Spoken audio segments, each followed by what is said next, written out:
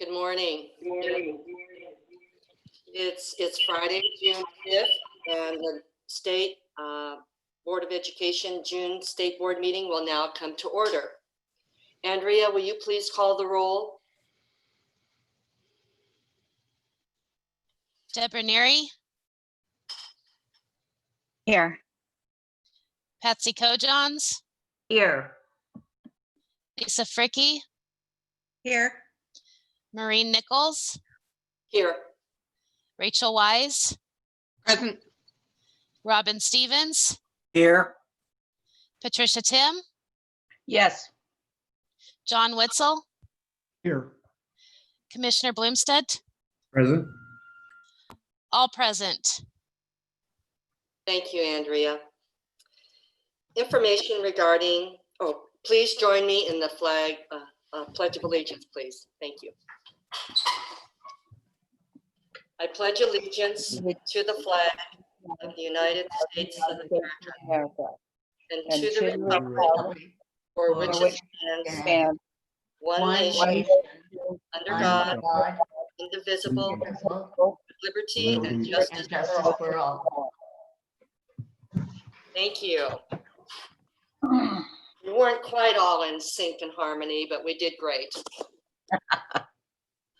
Okay, information regarding the Open Meetings Act is linked on the June board agenda in Spark, the electronic meeting software.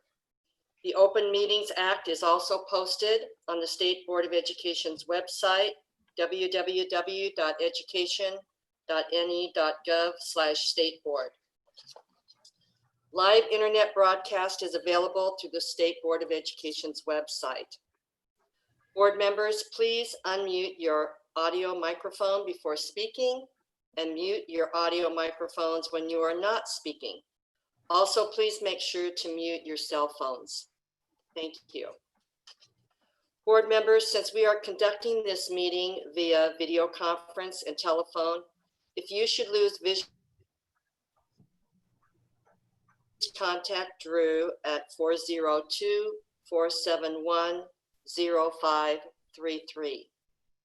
If you are on video conference and lose contact but can still type using the chat function, let us know by chat too.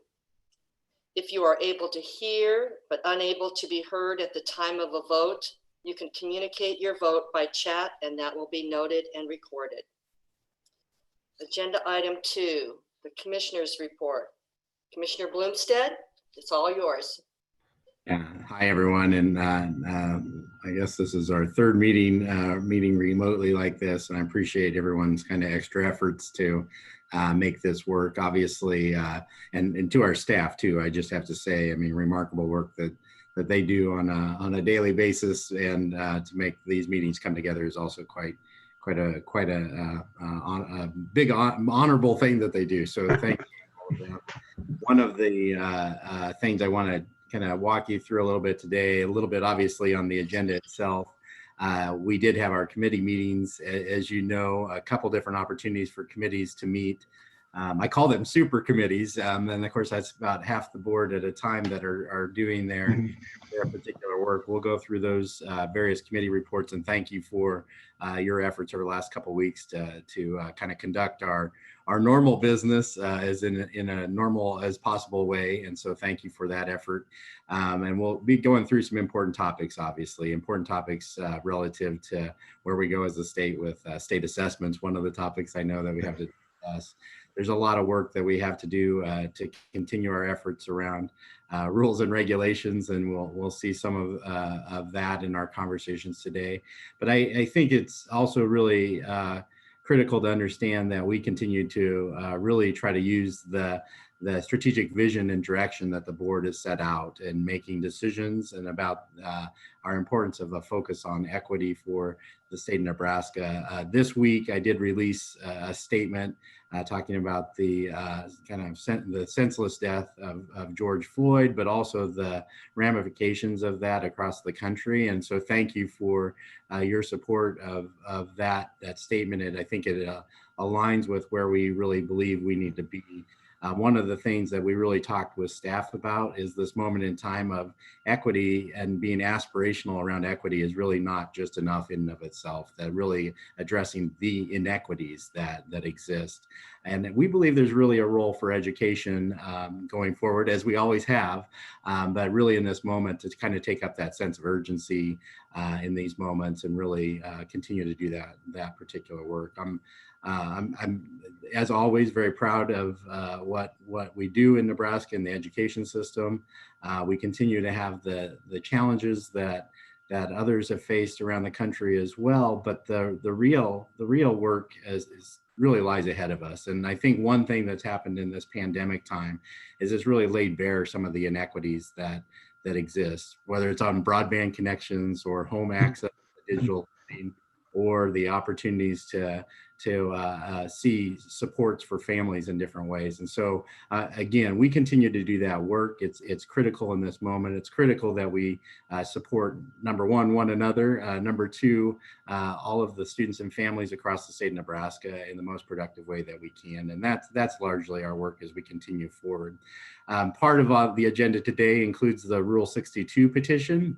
And the Rule 62 petition is obviously a substantial lift for us as an agency, not because it's the petition itself or that process, but there's a lot of questions that folks have asked about, what are we going to do if and when we can't meet all the requirements of the laws and the rules and regulations. And I think we provided very strong leadership and guidance as we try to chip through that. Today, we'll talk about that a little bit more, but I also don't want it to diminish our work going forward relative to addressing the changes in rules that we hope to be able to make in the long run. So for instance, I think this has really been a great moment for us to, I know it's not a great moment for us to conclude our work on Rule 10, but a great moment for us to learn about the types of things that will be important, the types of conversations the board has had over the years about, really this notion of learning in different ways and different forms, and not being tied to necessarily just to seat time, but really to efforts to ensure that students are learning in multiple different approaches, and that we've prepared schools for that we think about the role of the state agency in providing a set of supports for our schools, that we think about how we can do that. And so I'm going to ask the board today we'll have some of that conversation, but really be asking that as we kind of go through the summer and into the fall, that we continue that work. It might look a little different than we originally staged it out. I think by the time we get to August, we'll have a real good chance to say, here's the work that we now can get done through the fall. But our rules and regulations are bigger than Rule 10. I mean, obviously, there's a lot of concern around special education law right now relative to how we best serve students with disabilities in this setting. And I think really some examinations across the board on our rules and regulations to give, I don't mean just flexibility, but accountability in a meaningful way for the types of things that make a difference for our schools and mostly for our individual students. And so there's many things I think we can take on. And I hope to have a bit of that dialogue as we really talk about not just the Rule 62 petition and our declaratory order and our draft that is out there, but also where we go from here and how we continue to answer the questions that I think we'll face during the pandemic, but the progress we can make while we look at what's really best for our students across the state is our hope. So that's kind of a quick rundown of the agenda. I know there are a couple of rules that we have pending. And they're still at the Attorney General's office. I think both Rule 24 and Rule 21. I believe the last time we met in person, we advanced those on to the Attorney General, and so we're still waiting that particular review. And those will come forward, and we'll be able to pursue that. But I really do thank you for the dialogue that we'll have today. I think there's some themes throughout. One theme I would say that within our consent agenda, we're actually accrediting the schools of the state of Nebraska. And I think one of the big concerns schools had is, are we going to have some type of adverse action this year because we didn't, meet those needs? And part of the agenda is to approve the accreditation of our schools this year.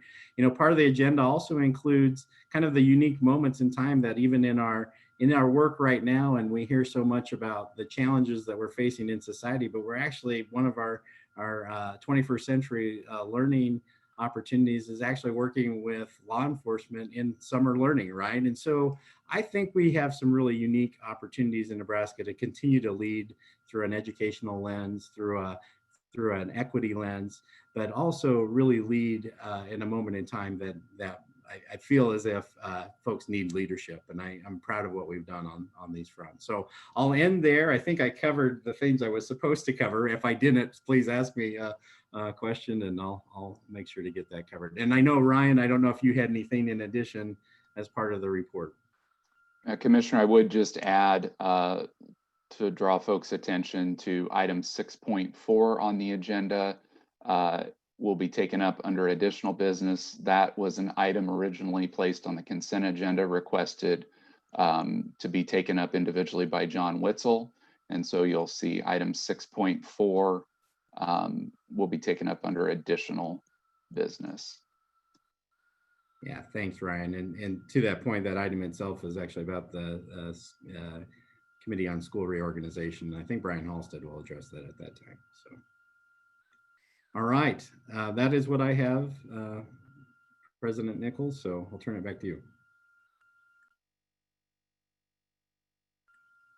You're muted, Maureen, so. There we go. In this environment, we have to remind people to turn their microphones on too. That's like Yeah, not as versed as you with all that you've had to do. The President's report, agenda item 3. A couple of things. First off, John, thank you for letting us know ahead of time about pulling that item from the consent agenda. It really helps to review and process in our minds ahead of time. So thank you for doing that. The other thing, I think you're all aware that Administrator Days is going to be very similar to last year, where we learned a lot of new things in a very short amount of time that we never thought we could do with the flooding that took place. And NDE Days is going to be done in the same manner. It's going to be done virtually. And I think many of the things are actually already in the works as far as getting things prepared. So just know that it'll be held virtually, as well as Administrator Days, but the NDE Days held virtually. There's the Educator Effectiveness Conference that you've been getting messages on. And Ryan, I need to ask you, is there going to be a Zoom link for colleagues to join in on if they so wish to do so on the 11th? Yeah, I'd actually, Commissioner, if it's all right, let Shirley Vargas or Kim Snyder speak to that because they'll know the specifics. Okay, thank you. Yeah, because many have asked me about some of the specifics, and I guess I'm getting old and I'm not remembering quite everything about that. So thank you. And I want to thank each and every one of you for your commitment, your continued commitment to participating in these very important conversations that we are able to link in on Zoom with not only our National Association of State School Boards, but with the weekly commissioners Zoom that goes out to the administrators. I know that many of you are doing weekly and sometimes daily Zooms, and trust me, that consumes a lot of time. There was one day I had 3 different Zooms and I was tired by the end of the day. It's mentally exhausting, but thank you for your commitment and dedication. It's hard to look back to January and ever imagine that we are where we are today, that we would be facing the things that we're facing, but we've done it. And I remind myself and I remind others to sit back and give yourself some grace from time to time. I want to thank the commissioner for his statement that he made surrounding the death of George Floyd this last week. I especially appreciated what he shared that we as a board and the NDE are committed to doing in leading and supporting Nebraskans in learning, earning, and living. I'm going to repeat his last page here because I think it's really important, and that all of this starts with an unabashed commitment to action for racial justice. And here's how we plan to do that in the education space. 1, engage students, educators, families, and communities who are historically marginalized. 2, promote active anti-racist teaching and leading and commit to culturally relevant standards, pedagogy, and materials.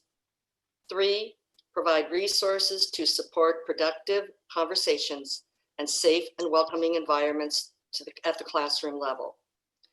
4, emphasize future investments to address trauma-informed care and restorative justice. 5, continue to insist upon accountability for student group performance and supporting schools in tailoring services for student groups.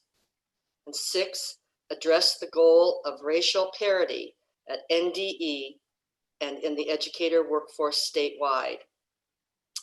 And in the end, we are building a society every day through the education of Nebraska's students. Our future is dependent upon the effort we put forth today. And I go back to saying early last fall, passing the equity lens that we did is so relevant for what we are going through right now. And I so appreciate that. And with that, I know that there are others on the board that would like to share something about this very issue around the George Floyd death.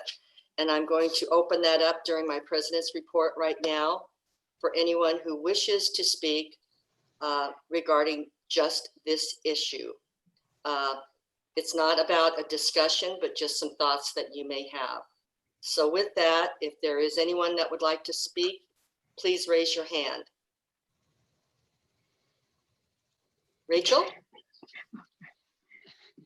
Thanks, Maureen. And I also want to thank the commissioner for putting out this statement. I think it really does reflect, I believe it captured what we as a board also would concur and believe is important about this time. And Maureen, thank you for reinforcing those 6 steps, because those 6 steps, I believe, are part of our call to action. And I think that's what's important as we move forward, that this is an opportunity. Not only do we have a call to action with COVID-19 to really ensure that what we're doing meets the needs of all students in different learning circumstances, but I think this is a different call to action that brings back forward the urgency we should have for our responsibility in not just talking about equity, but taking action around equity and taking action that we ensure our students are all of our students are ready, and that we do really look at the needs of each student, and that we look at the needs of our students who maybe have been underserved, as opposed to focusing on students underperforming. I think it's time we change our language to thinking about how we may be underserving our students who have greater needs. And so I think this call to action is really an important moment in time for us as a board. And clearly, Commissioner, you've taken that forward with your statement that you've put out, and it's appreciated. Any other board member wish to speak? Deborah? Lisa, you're next. Turn your microphone on. Thanks. Good morning, everybody. And I wanted to start off by saying I so appreciate the commissioner's comments, and just commend him that he not only talks the talk, but he's walked the walk from long before I was on the board. He's made important statements for years, but he also, you know, if you look at the leadership team of NDE, you can see that he believes in his hiring practices, that he wants a lot of different voices at the leadership and around the agency. And the messages that they've sent out to our school districts, I am so incredibly proud to be a part of that. I also want to commend Patsy Coe-Johns for all the work over the last year or two that she's done to lead our board efforts on equity. And I'm proud to be able to serve with her. And we all know that we have more work to do. And I wish I would have thought of having some kind of formal statement before last night, but I didn't, and I was too late for the agenda. But I hope it's okay if you'll just give me a minute just to make my own statement, just because in Omaha, in my district, I have a lot of Black people that are in my schools and families and people that are really hurting right now, like really hurting. We've had some, violence in our community this week, and it's going to take a long time to recover from this. And so I just want to speak I know that the commissioner speaks on behalf of NDE, but I just want to and just say the pandemic of the past 2 months and the events of this past week have, as we've already mentioned, revealed the vast inequities that are in our society and the underlying systemic racism that sustains them. And because our education system reflects our society, our schools are not immune from these imperfections, which diminish the education of every child in our state. And the progress for removing these inequities and racism requires change.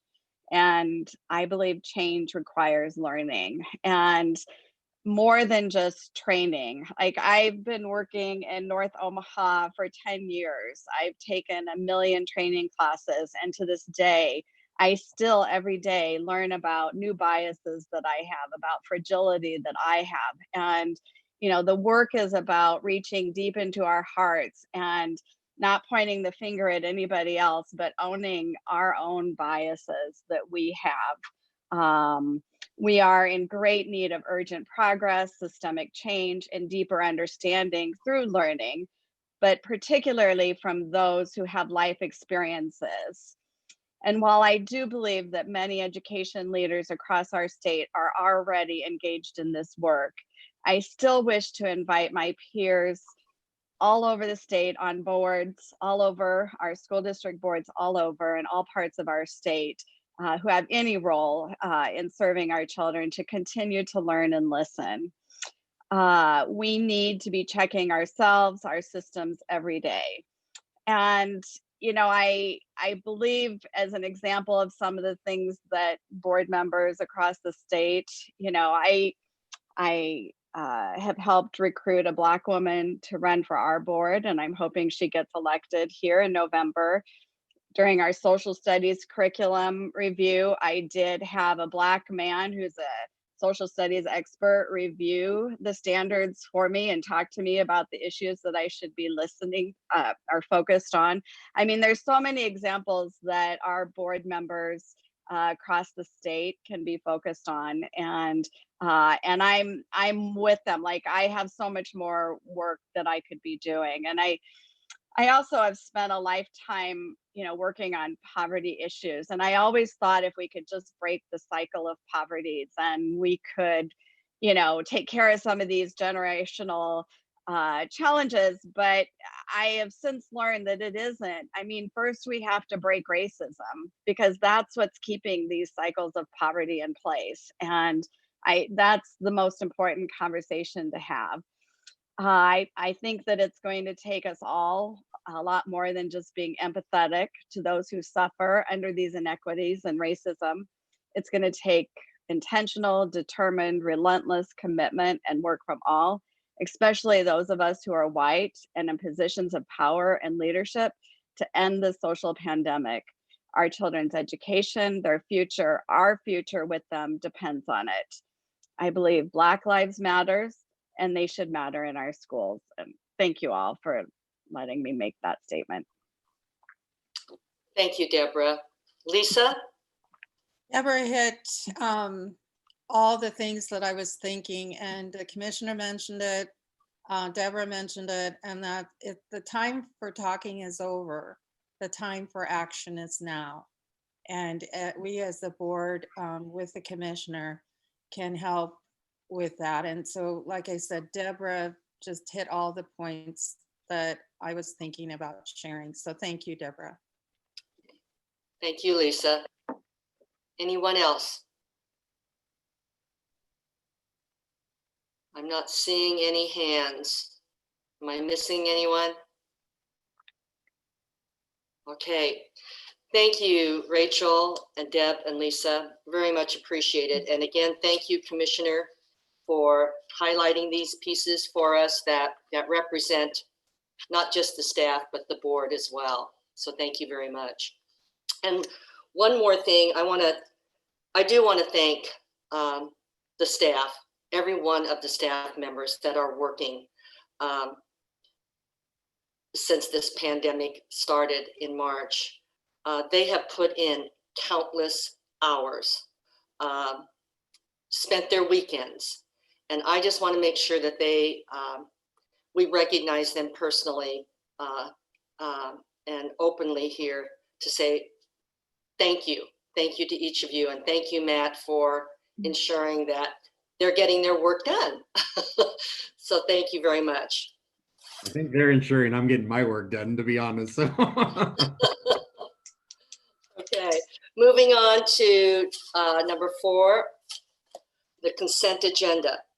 Is there a motion to approve the consent agenda? So moved. I so move.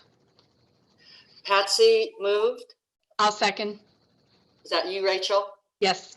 Okay. The motion was made by Patsy and seconded by Rachel. Per board policy, there is no discussion on the motion to approve the consent agenda. So Andrea, would you please call the roll? Neary, Yes.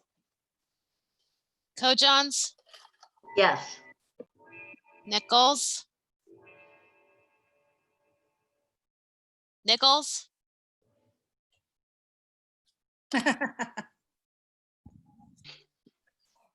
Yes. Wise, Yes. Fricky, Yes. Tim, Yes. Stevens, Yes. Witzel. Yes. 8 yes.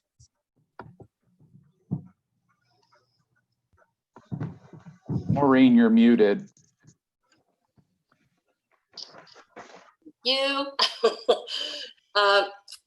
Item number 5, standing committee reports.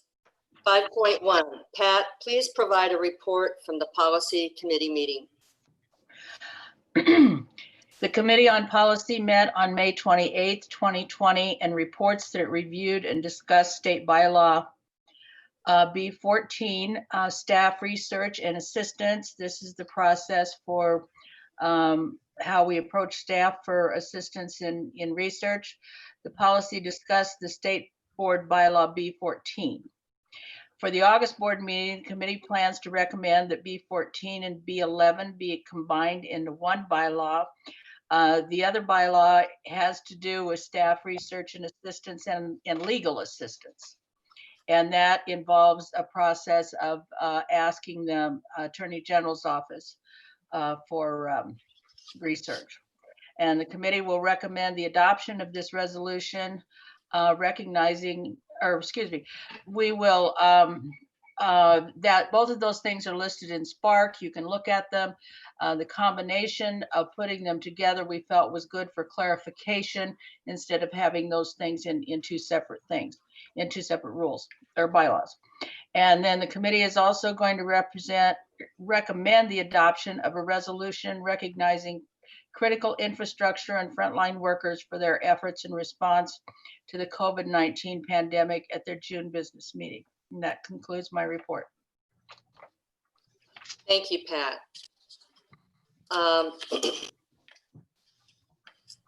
Is there a motion on item 5.1A? Maureen, this is Ryan. Could I Yes, we need suggest? to have her read the motion or the resolution, don't we? I'd suggest reading it and then asking for a motion. Yeah, thank you. Okay, Pat, Would you take the Okay. liberty of reading the resolution, please? Yes, I will. This resolution is to recognize the critical infrastructure and frontline workers for their efforts in response to the COVID-19 pandemic.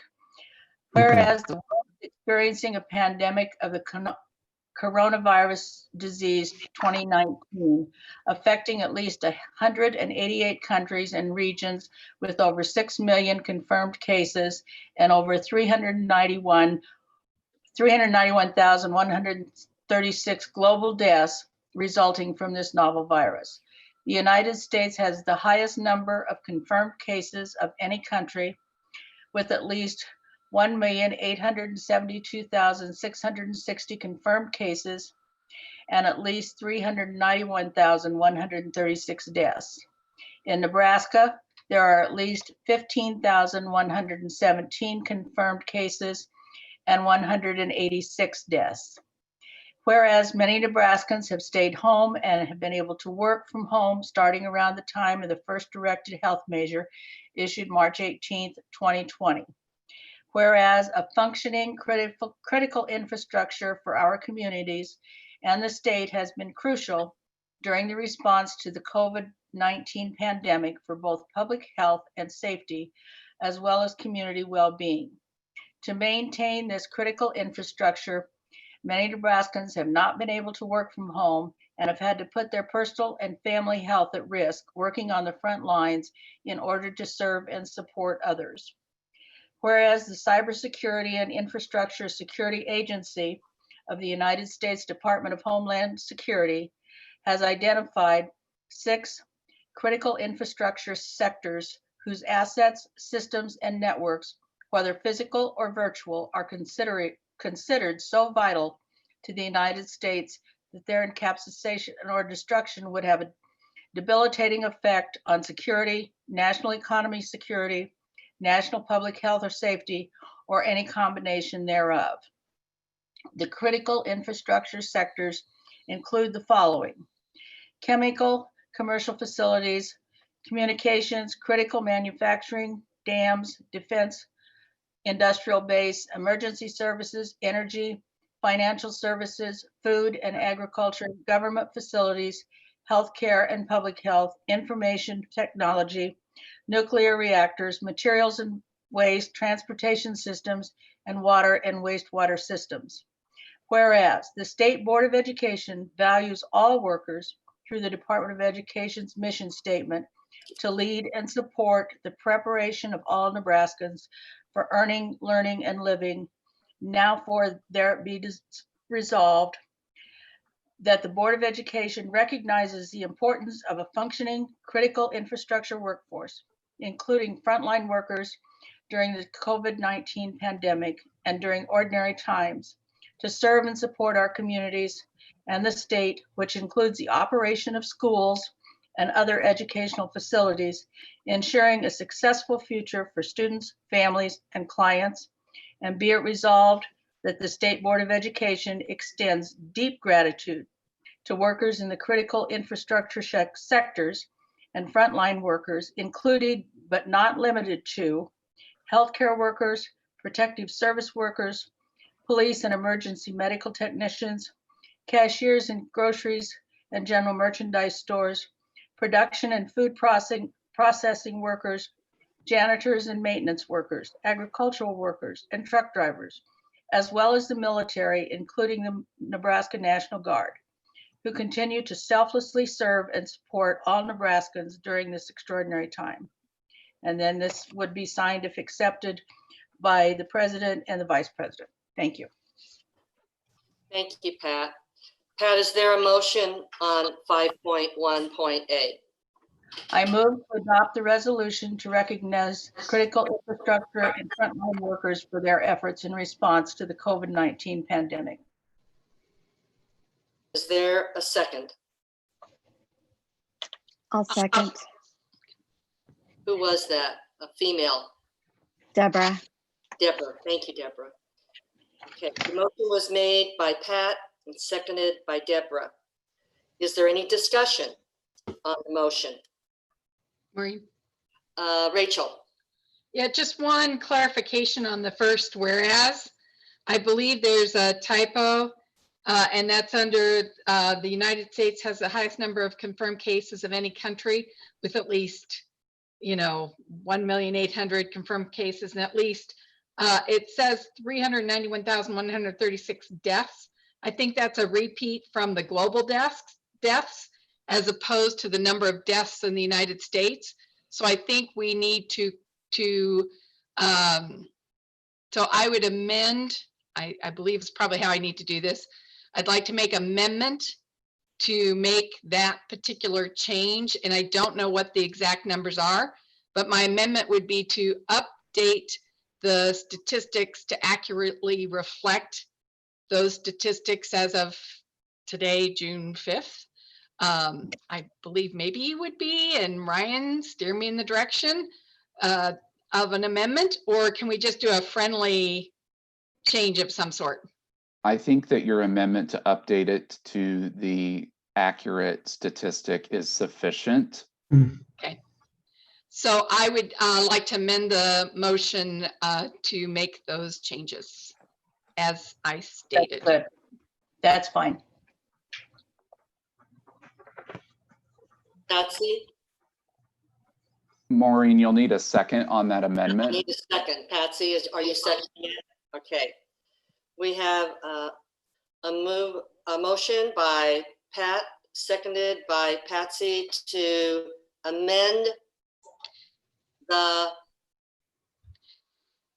would you read that again, Rachel? Amend So yeah, I made the motion numbers to reflect the United States. to amend, right, the first section to reflect the statistics as of today, June 5th.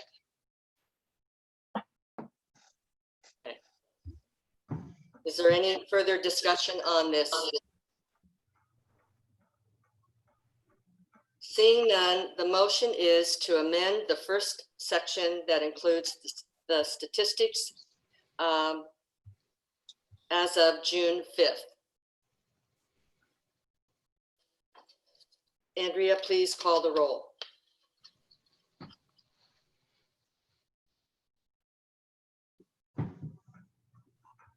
Stevens, Yes. Neary, Yes.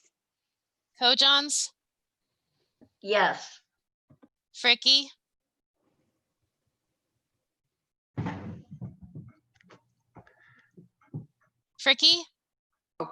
Yes.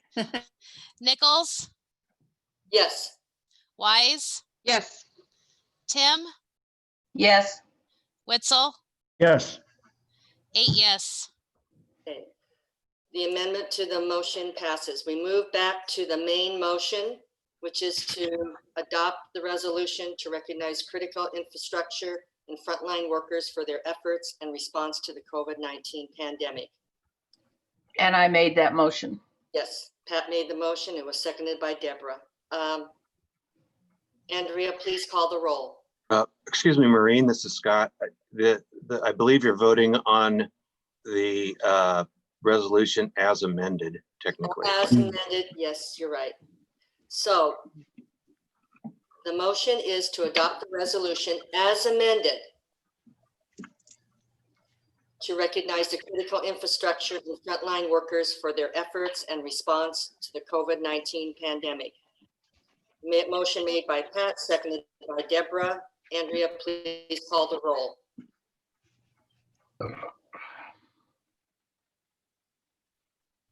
Witzel, Yes. Stevens, Yes. Nichols, Yes. Kojons, Yes. Neary, Yes. Fricky, Yes. Wise, Yes. Tim, Yes. 8 yes. Motion passes. Thank Hey, you. Maureen, this is Ryan. Could I make a comment before you proceed? Yes. Rachel, thank you for bringing that to our attention, and we will make the edits to that in the background right now and have that reposted in Spark. And so if folks want to go back, and yes, the statistic would be just over 100,000, and I won't give you any excuses as to why that was a repeat. So thanks for pointing that out, and we'll fix that now. Thank you. Thanks, Pat. Ryan. Pat, Yes. 5.1.b. I mentioned this briefly in my policy board report that bylaw B14 has to do with asking for legal assistance from the Attorney General's office. We have asked the staff to do a little research into that to see if it makes sense to combine 11 and 14. It did make sense to the committee because we're asking for assistance in research. But asking for assistance in research within the department is a little different than asking for research through the Attorney General's office because we would need to have a little different protocol for that. So we will be discussing that again at the August meeting and bring it forward for the board. Thank you, Pat. Excuse me, Mhm. Maureen. Patsy, unmute. Yeah, I am. I just wanted to thank Pat Tim for her thoughtfulness in creating the document, the resolution to recognize the people that work behind the scenes. She seems to be the person that does this quite often. And so I'm expressing my gratitude on behalf of the board. Thank you. Patsy. It's one of those things that we work with these people every day. They're inner schools, as it was mentioned earlier, you know, we're working with the police this summer on some things in summer school that we'd already had planned. And I think it's just, and I also thank Ryan for his eloquent way of helping it come together. Good. Thank you. I think everyone is in agreement there. Thank you. 5.2 on the agenda. Robin, please provide a report from the Legislative Committee meeting.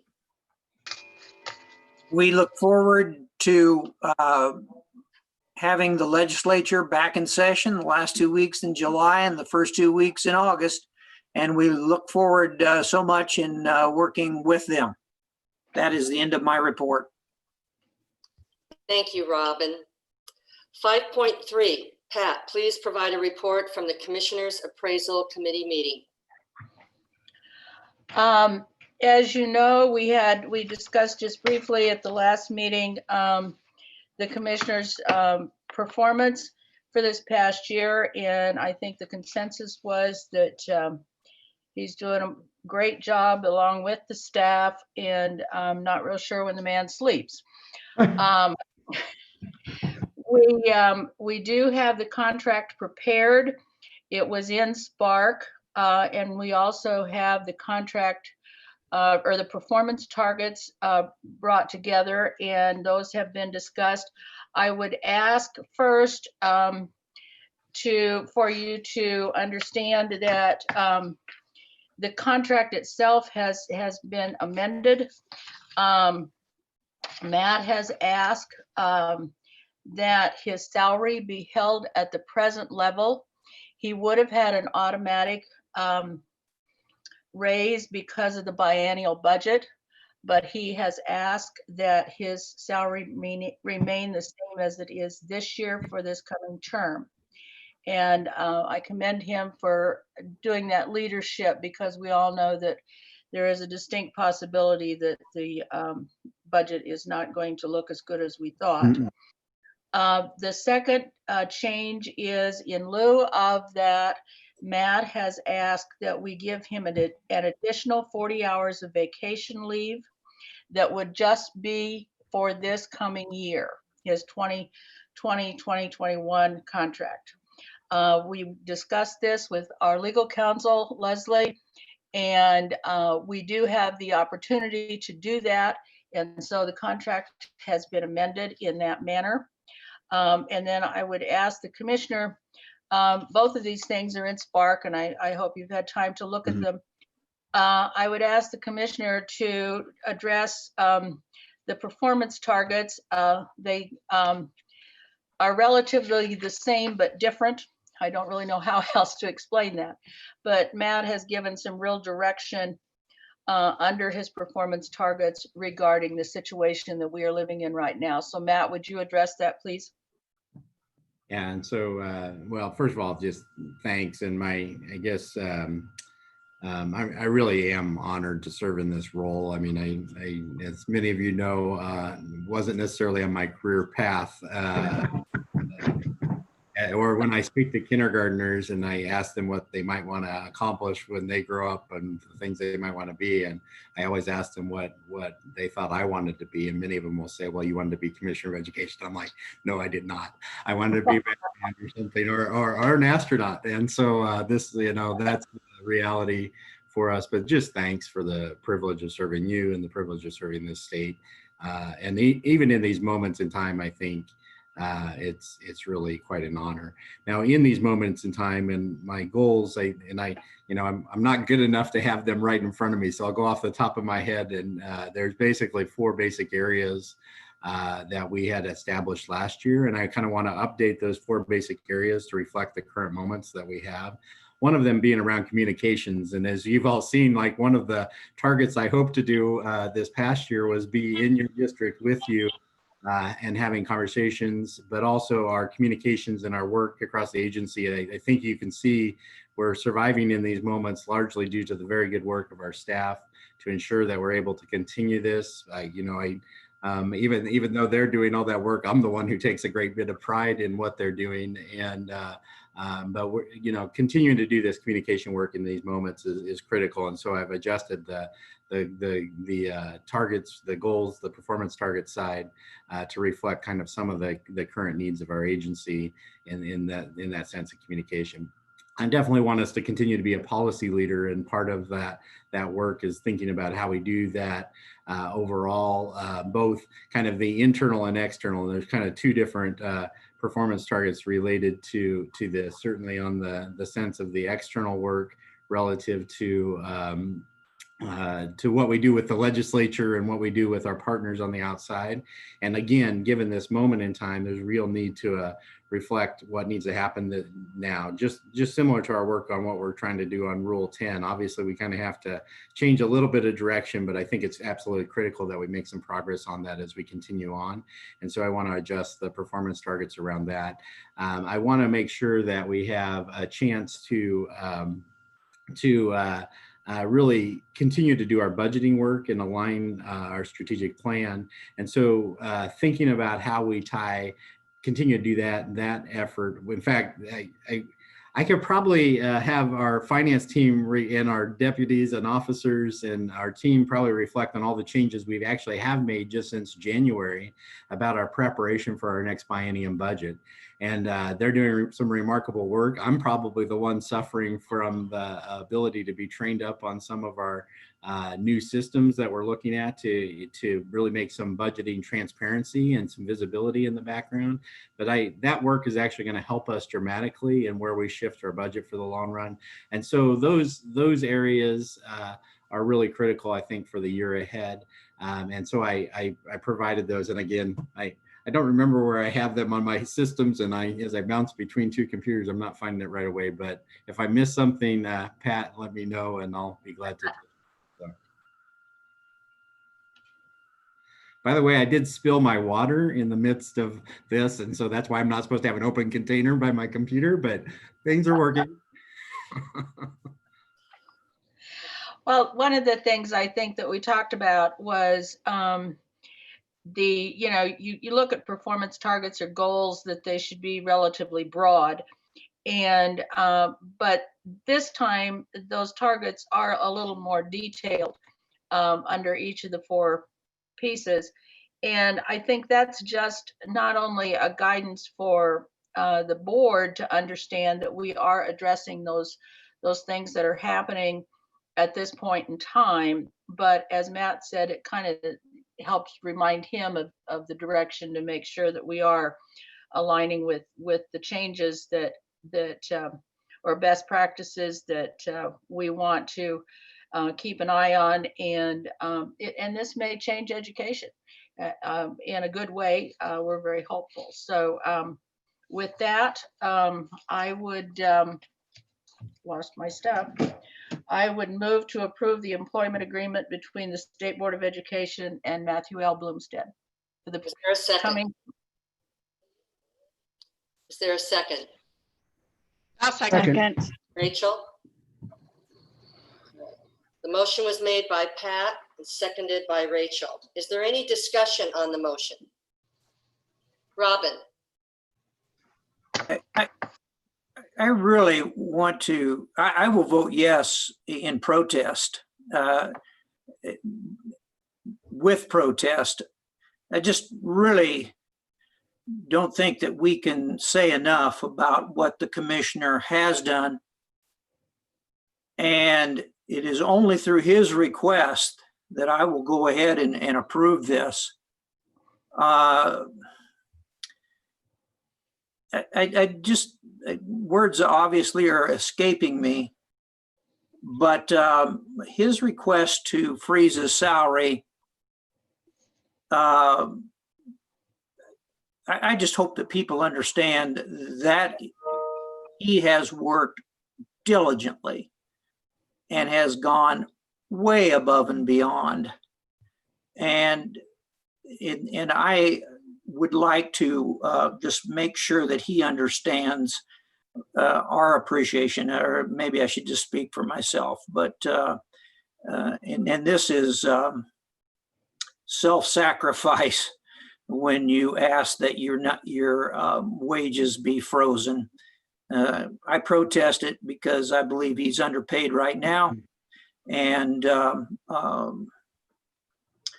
will vote yes with that protest. Rachel? Thanks, Robin. Yeah, I agree with Robin's protest, but I'd like to add a little piece on that, and that this isn't the first time. Again, historically, the commissioner has been incredibly reflective on what's happening from an economic perspective and what's happening as it relates to the negotiated agreement for staff within the department. And I think that just again demonstrates his compassionate leadership that he follows every day. And so again, this is just, I think, an ongoing example. So this is an example of it compounded, Robin, over several times now.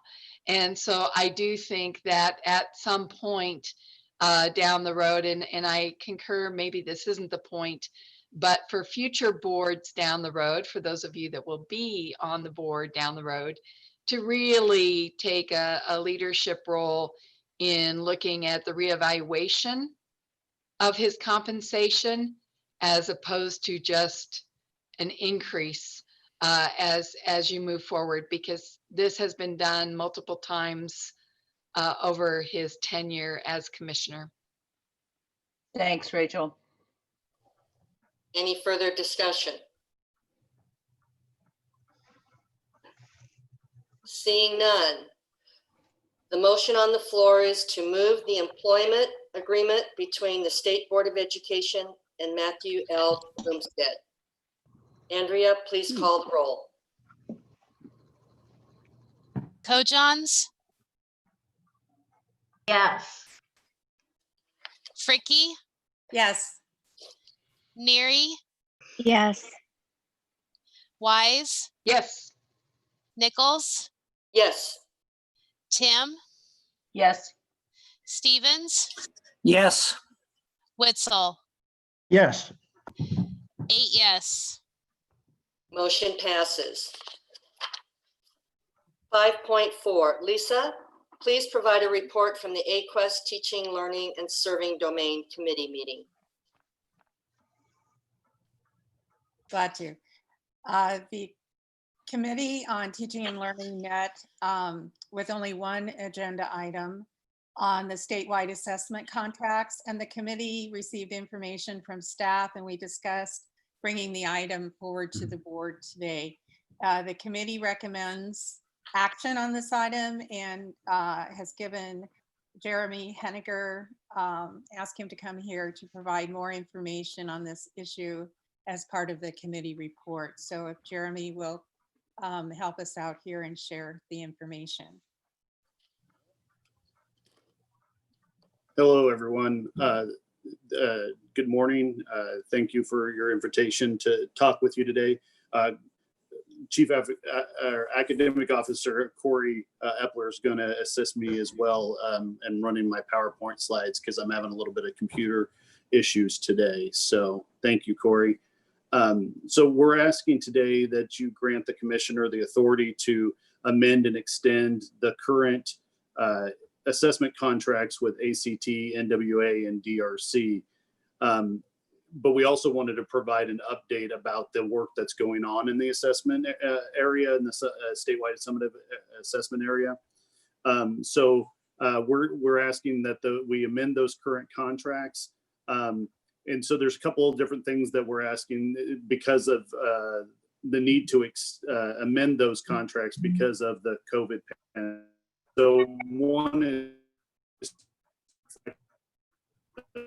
provided and saving for the we are in most cases repurposing those funds to support students, families, and educators and districts. I'm going to talk to you a little bit about that work. It will. We're asking that these contracts be extended till December 31st, and this really provides time for us to reevaluate next year's contract to reflect the realignment of both short-term and long-term goals.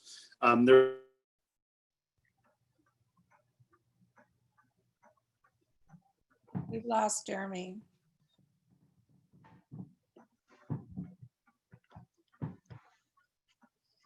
Jeremy, we can't hear you.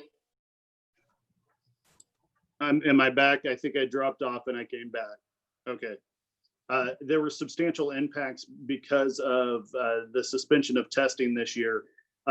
So we anticipate seeking approval for our new contracts for the next year in the fall. Once we have time to reevaluate those contracts, additional time to reevaluate those contracts with our assessment vendors. It will result in a little bit of overlap between the contracts, but we're confident that we can keep those clear and still maintain good logistics with that whole thing.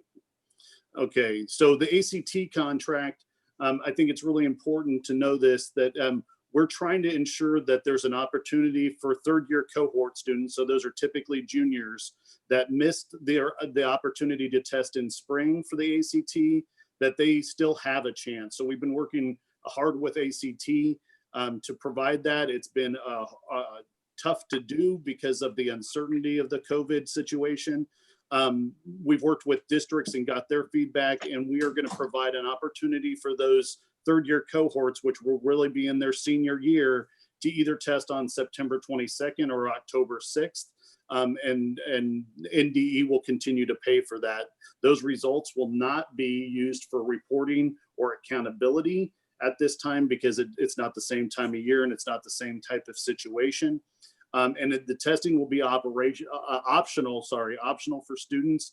But it's really important. We've really stressed to schools that they need to encourage all students to take that test because it's going to open opportunities for them, and there is no negative consequences for taking that test. So that's what we're doing with that third year, or with that last year's contract. We're still trying to make sure those opportunities are available for students.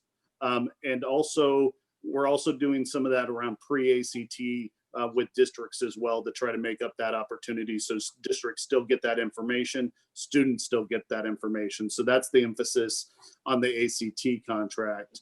For the NWA contract, really what we've done, every summer we bring in teachers to write new content for our summative tests. Because we didn't give ours last year, we're able to repurpose some of the resources this year. So in this case, instead of writing new summative content or tasks for our science test, we're able to create good formative science tasks. And those are really developed to support high quality science instructions and aligned to those three-dimensional science standards. And so we're able to create 48 new tasks that will be able to be used in 5th grade and 8th grade classrooms all across the state. We're really excited about that work and how we're supporting teachers and districts along with students in their learning around these science. So that's the NWA contract. And the DRC contract around alternate supports. What I'd say, the extended indicators for the alternate students, right? So the 1% students or the students with significant cognitive disabilities, they don't always get a lot of support, or those teachers don't get a lot of support, instructional support.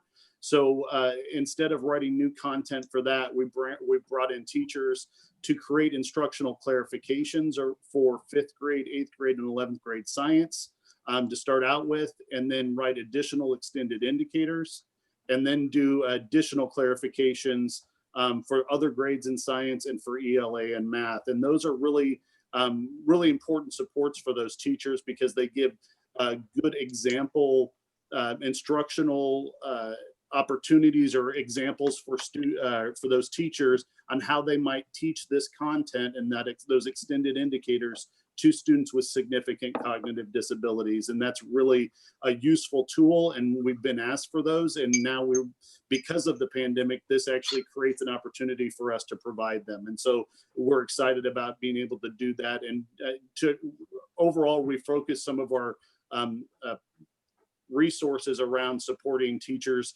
instead of just that summative assessment piece.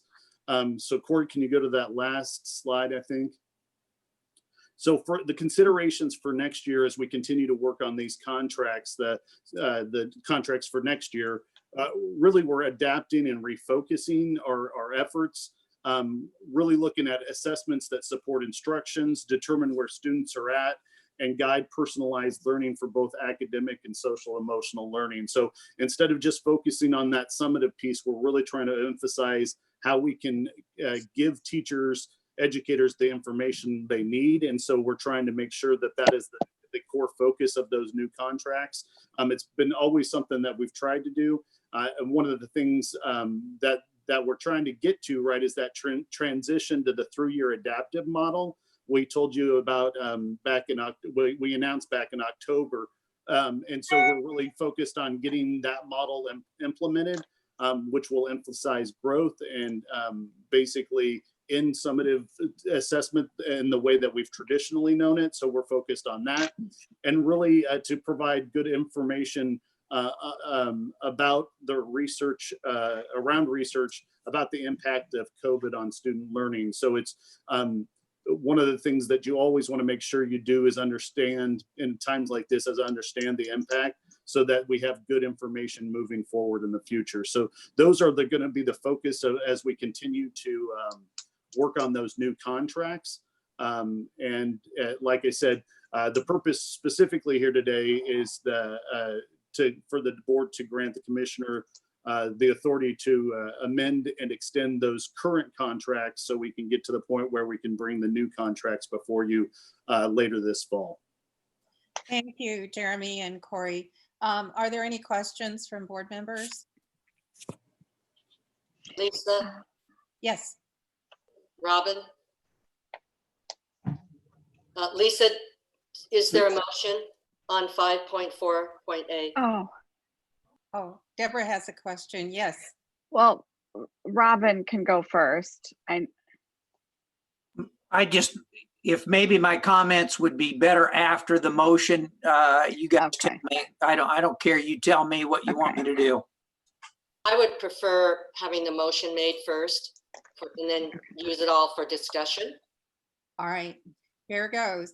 I move to authorize the commissioner to amend and extend the 3 current assessment contracts, NWEA, DRC, and ACT.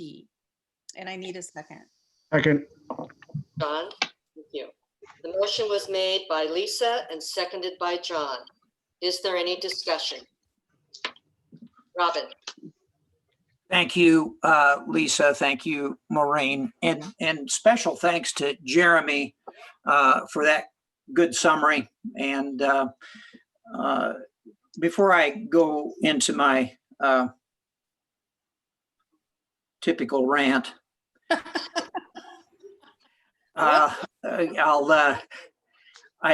I do want you to know that I do appreciate all of your work, and all of this makes all kinds of sense. And but my area is, my concern as usual is using test scores from a concept of accountability for school districts.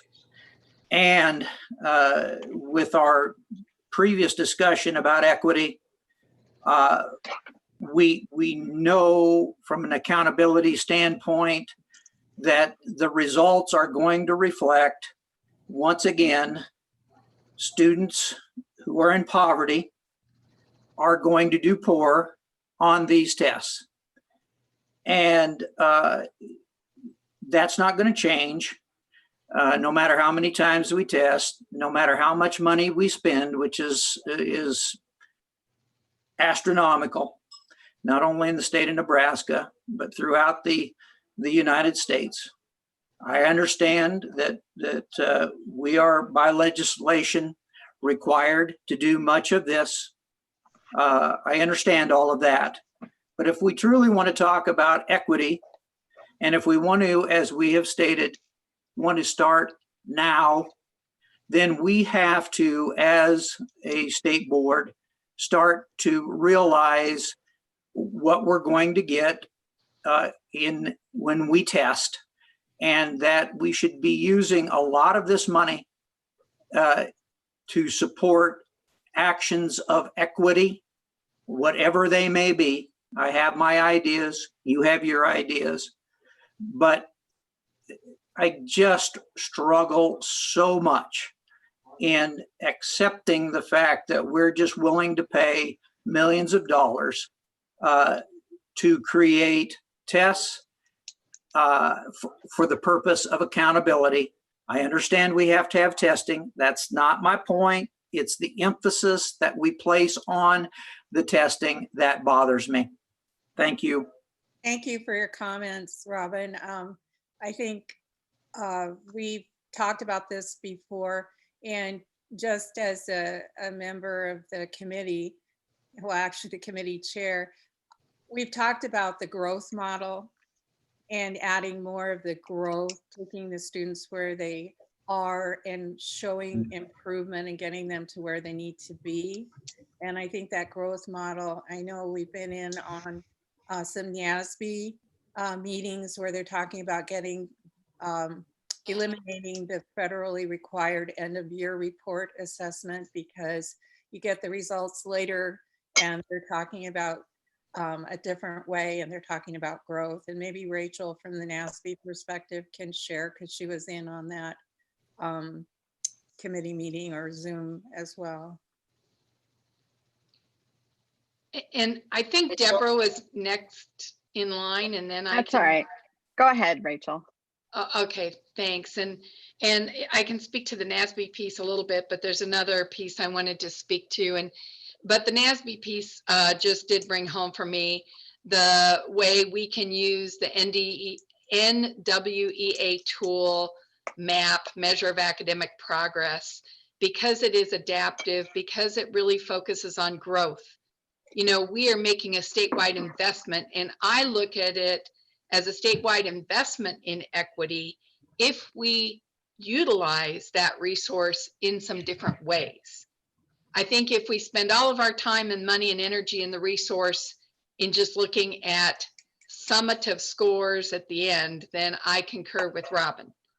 But if we shift our thinking, if we shift our action, and our action is about using the measures of academic progress at a minimum twice a year, ideally 3 times a year, to really focus on student growth. The measures, as a former, or in my case, actually old special ed teacher, if I had a tool like the measures of academic progress when I was a special education teacher, it would have been a tool of equity. It would have been a tool that I could have used in conversations with regular classroom teachers on what strategies do we need to use to improve the achievement of the students that I was advocating for. And as a special education teacher, I felt my role was also a role of advocacy. My role was to help personalize learning. My role was to help meet the individual needs of that student and to be able to develop more robust IEPs by using that data as a part of the process. It's a great investment if we use that investment for equity, if we use that investment to personalize learning, if we use that investment to transform what we do. If we use that investment, as Robin shared, in our old frame of thinking, then yeah, shame on us for spending that money. But if we shift our thinking and we have the opportunity to do that, and I think we have the moral obligation to do that sooner rather than later, to utilize that tool in a way that really helps to shine the light on where we need to improve our services for those students who are underserved. Thank you. Thank you, Rachel. And then was it Deborah? Yes. Yes, I completely agree with everything Robin said and Rachel said, and thank you for articulating those ideas so well. And I guess now is where I'm going to show that I don't have a background in education and I only know enough to be dangerous, but I know enough to know that a lot of colleges are stopping to accept the ACT or use them because of the biases implicit with the test. And I also hear from teachers how, students that aren't planning to go to college, that these ACTs are not in any way helpful to them and are demoralizing in some ways. And I have inquired, and I think, Jeremy, I can't remember if it was you or another team member, told me that there's variations on the ACT test that we could purchase instead for some students that are for students that are not planning to go to college. And I don't know if that's, I know for this year that's not viable, but if that's something that we've ever looked at, that yes, maybe by legislation we have to offer the ACT to every student. I'm not saying that's a bad thing, but is there another way we can also use it to lift up students, as has been suggested by Rachel and Robin? That's all. Thanks.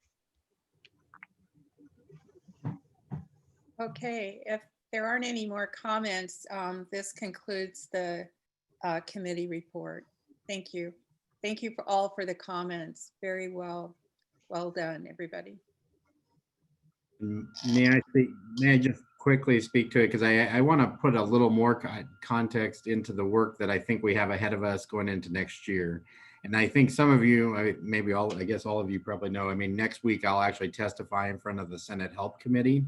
I actually believe this is an inflection moment across the country to change how accountability systems work. And so what you've all said, I'm obviously 100% with you. I think we have to move to what we've been trying to move to, a student-centered approach to actually getting student growth. And that the accountability has to look different, not about just those summative assessments as Rachel and Robin and you've all described. It has to move to actually improving educational outcomes for our students, meshing that well with our systems, and kind of false accountability is an accountability system that measures the inequities and does nothing about them. And so we need a system that does something about the inequities. And I think that's our challenge, or that's our front.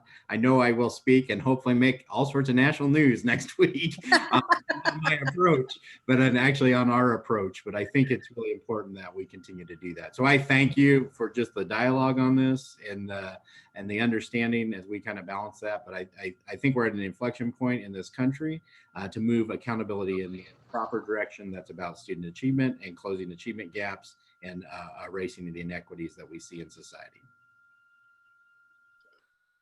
Robin? First of all, just good luck to the commissioner. Do you have a time, a date, and or a method that in which we can observe your presentation. I think I have all information on those fronts. I believe I know it's next Wednesday, and I think it starts at 9:00 a.m., but I believe it'll be broadcast through the Senate website. I'll have to get you the exact details. So we'll get that publicized. So Patsy?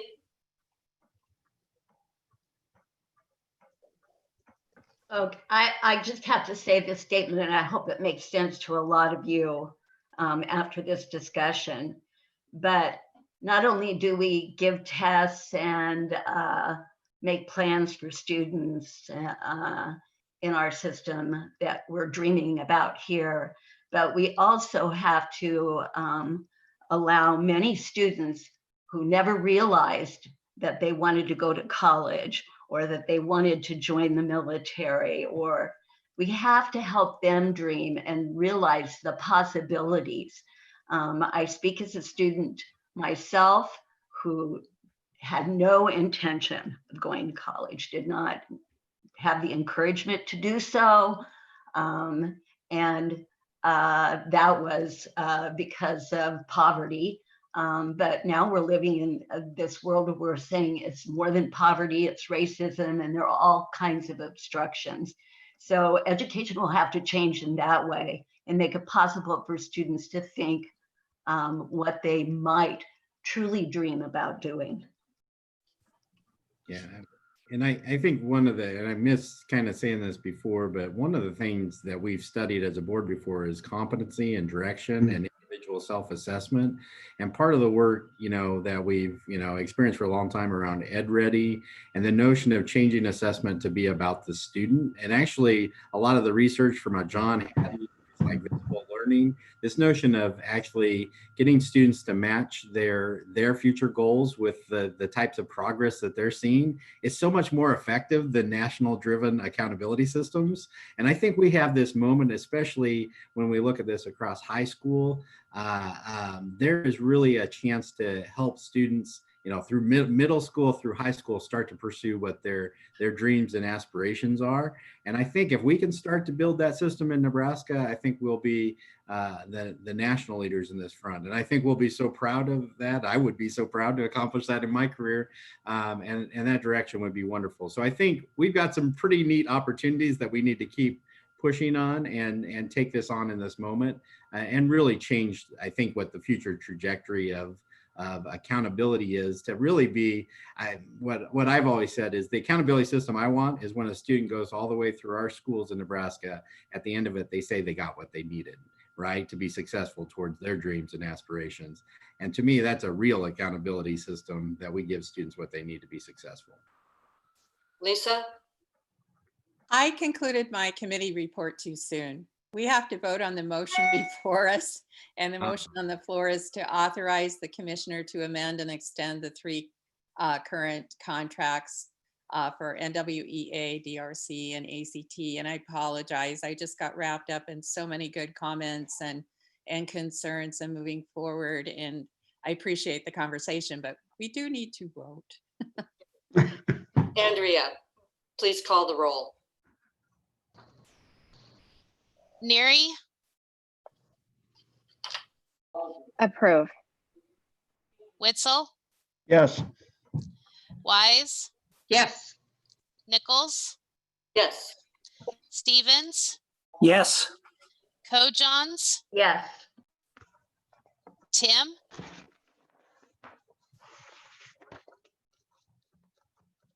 Sorry, yes. Fricky, Yes. 8 yes. Motion passes. Thank you, Andrea. 5.5, Patsy, please provide a report from the AQuEST Student Success, Access, and Support Domain Committee meeting. Thank you, Madam President. This is more of an update from the committee and also from the LEAP committee combined.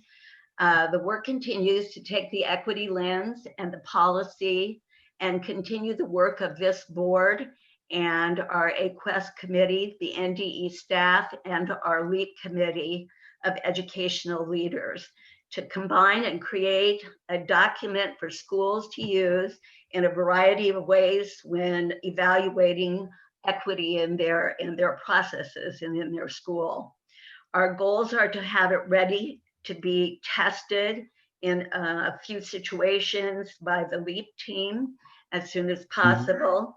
And we're working to contract to have somebody help us with that. And secondly, to have it ready to use this school year. It's been a continued search and hard work to make this equity product work for us in Nebraska and to belong to us. Thank you. Thank you, Madam President. Does that conclude your report? That concludes my report. Thank you.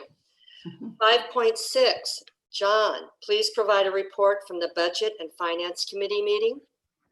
Thank you very much. In regards to the Budget and Finance Committee, I'd like to thank the other, if you will, committee members, Patsy Coe-Johns, Deb Neary, and Robin Stevens in regards to their work on the committee. And also I'd like to put a special thanks out to our staff at NDE, Bryce Wilson and Jen Uramart. So thank you very much.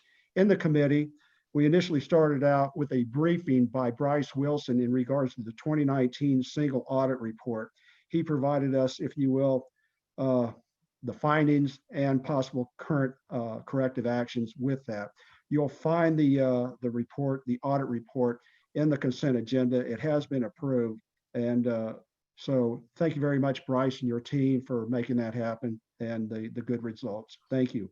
Also, in accordance with our responsibilities and mission of the committee, we reviewed the monthly board travel expense report.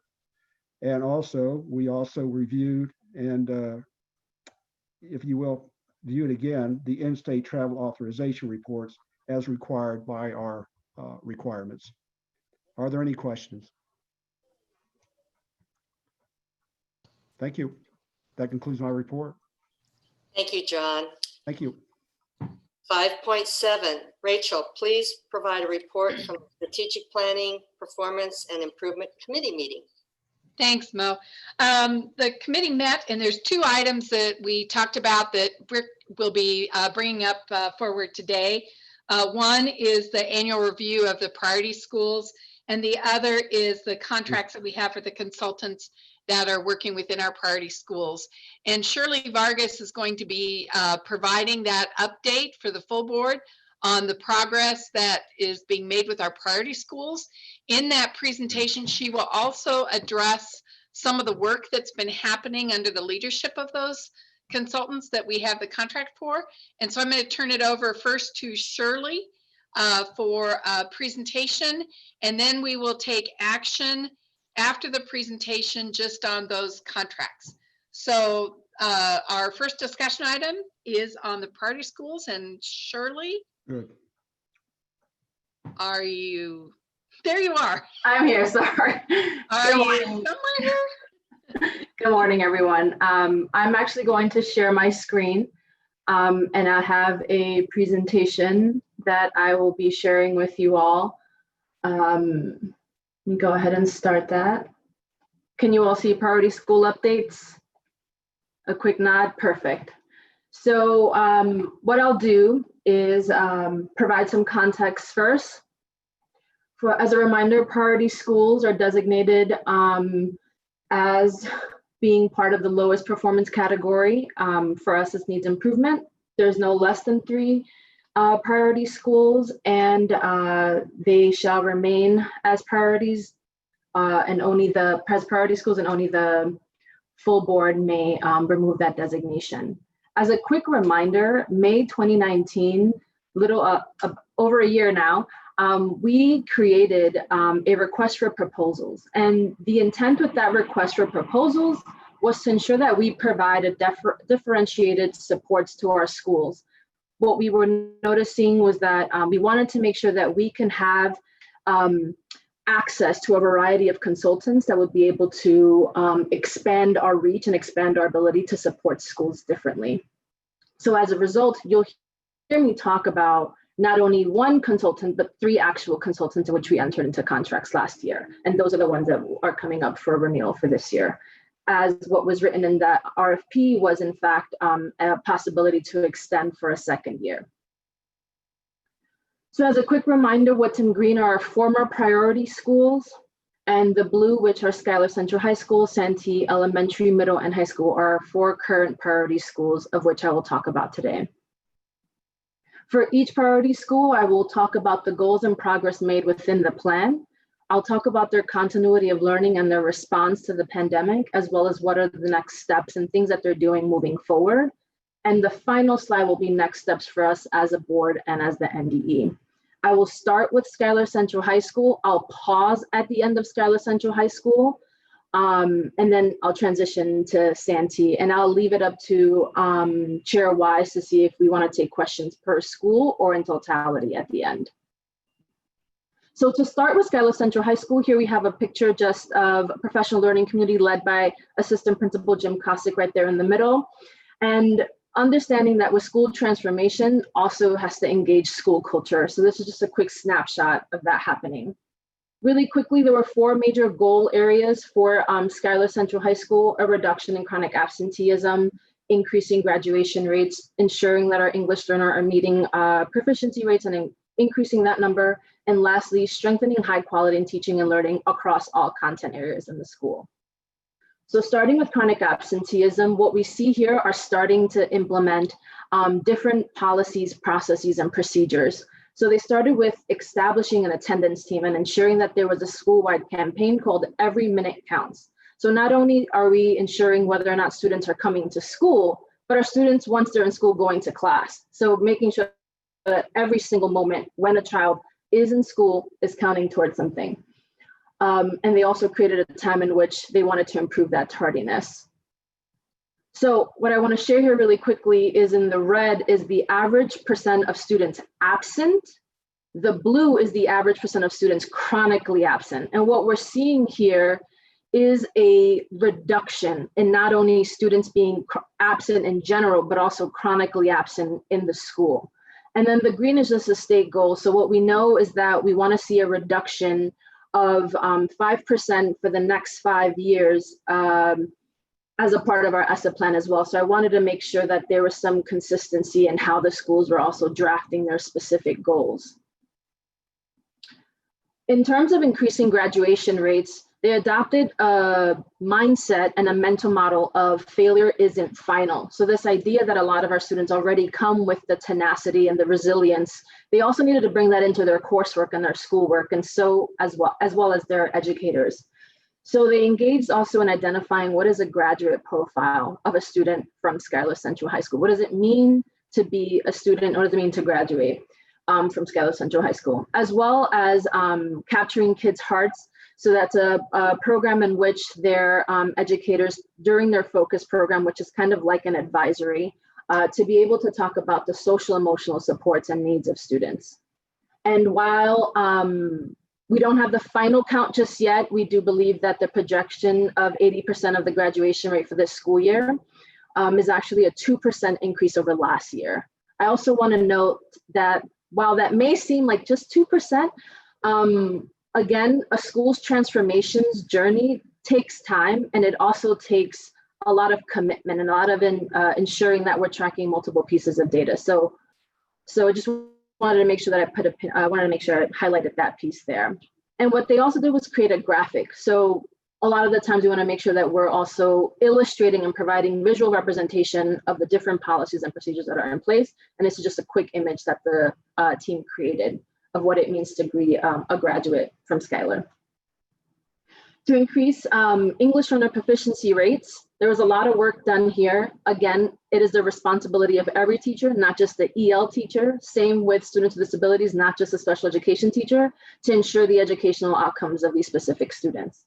So implementing a school-wide template for taking notes, as well as front-loading essential vocabulary in each of the core classes, as well as any electives courses. They've also adopted ILIT and Elevation, which are programs to help understand better the data of ELs, as well as intervention programs. And they also wanted to make sure that they included some ACT prep for English learners, and specifically focused on writing and what that feedback can be like. This is a quick sample of what process would look like for vocabulary learning. And you may also see that there are some Spanish words in there. So at least it also helps to increase and support the students' native language as well.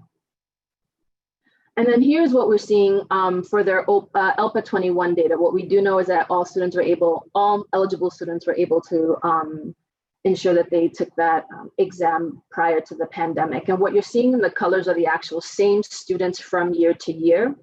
And what you're seeing at the very bottom is the overall percentage of proficiency.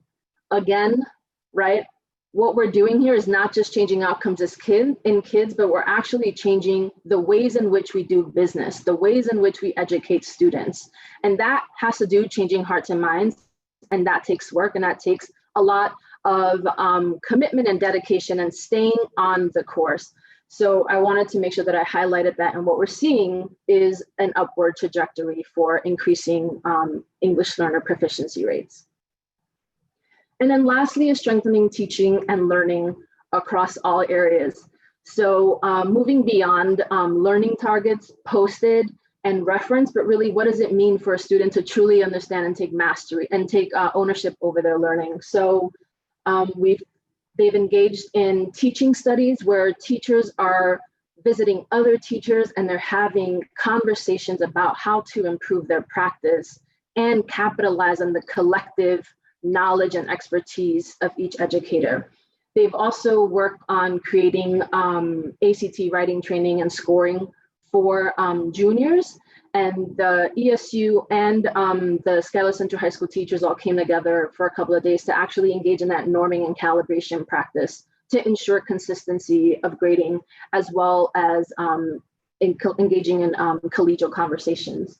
So what I want to share with you here is just some images of what teaching studies look like and the collaborative nature between what it means for an administrator to walk into the room and support versus an administrator walking into the room to just supervise and continue on their work.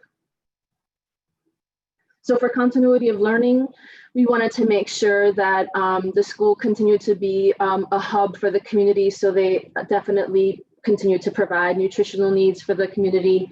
They provided a hybrid model. So some schools are able to get instructional packets in which they receive feedback from their teachers. Others had access to technology in which they were able to communicate and receive work in that way. For the summer, Schuyler Central High School will have 2 sessions starting in July. AM is 8:30 to 11:30, PM is 12:30 to, I believe, 3 maybe. I can triple check, but the point here is to provide individualized support and attention to students that need it most, and be able to provide the teachers also an opportunity to engage in those intimate conversations with students about what they need to improve.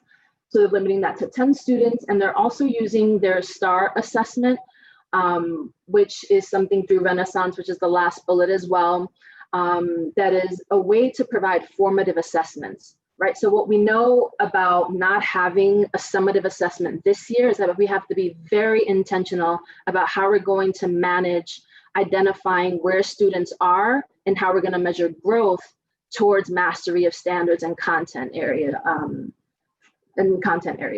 And they're also absolutely relying on the fall MAP benchmark to be able to determine where students are, like mentioned. So every consultant was asked 3 specific questions. The first question was, what did you have for your vision and your direction when entering the 2019-2020 school year? What was your response to the pandemic? And how did you pivot your work, whatever the case is? And lastly, how do you envision your role changing or evolving for the upcoming school year? So what you'll see here is those responses, right? So first on the left, we see that Dr. Kennedy and her team really wanted to focus on improving the leadership skills of the team and the teachers, continue to reduce barriers and implement strategies that are proven effective, and to provide focus on strategic thinking and realistic systems and protocols that can be sustained over time, right? What happens in school improvement, you do something for a bit, you get tired, you let it go, or you do it for a bit, it fails and you don't think about twice and you move on to the next thing. So it's really about being strategic about these things. So in response to the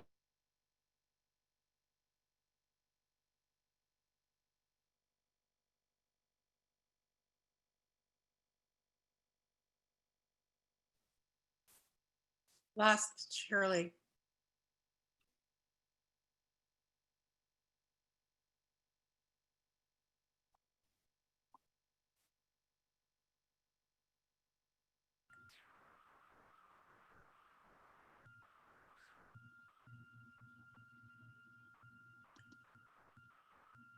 Just check in to see if we are experiencing a widespread problem or just spotty.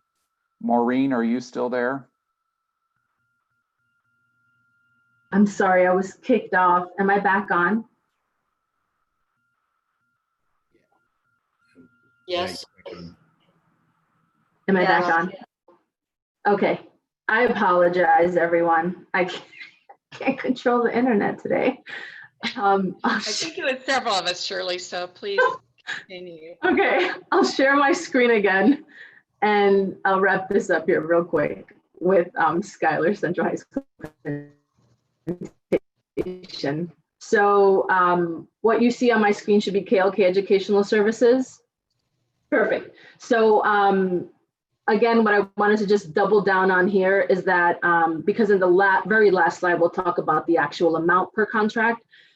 But what I want to highlight here is that while the work continued, it looked slightly different. It wasn't just let me come into the school and work 8 hours straight. It's more about being flexible and responsive to the administrative needs, knowing that the team might not always be able to be present because all of the continuous nature of change, that is happening in our current context. So providing guidance for instructional support, as well as just taking an opportunity to take a pulse check and be able to be reflective as to where we've been so far.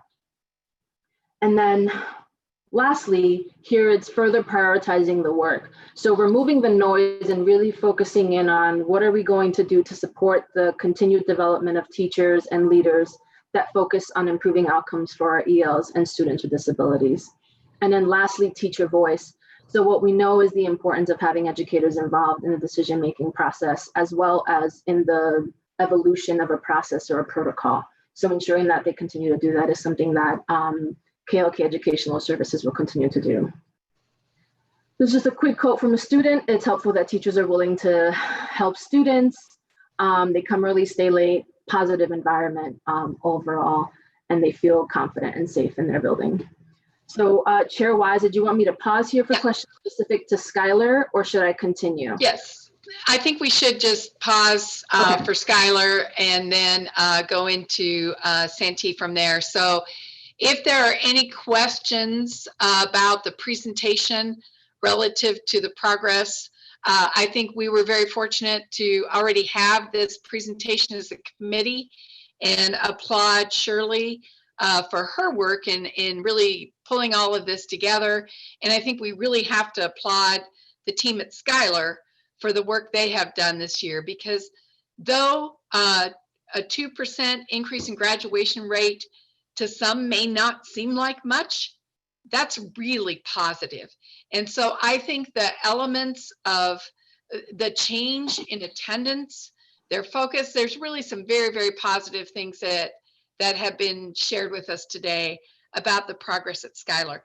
So let's just take a second. If any of you as board members have questions for Shirley or comments on the information on the presentation of Schuyler. John?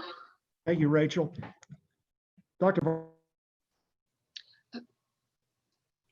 Your John, mic, I think your microphone, John. Thank you very much. Dr. Vargas, in regards to the issues we've had with broadband in the western part of the state, the challenges of receiving such, are there any issues at Schuyler in regards to access to broadband? And also, do our students have access to, if you will, computers, laptops to be in general?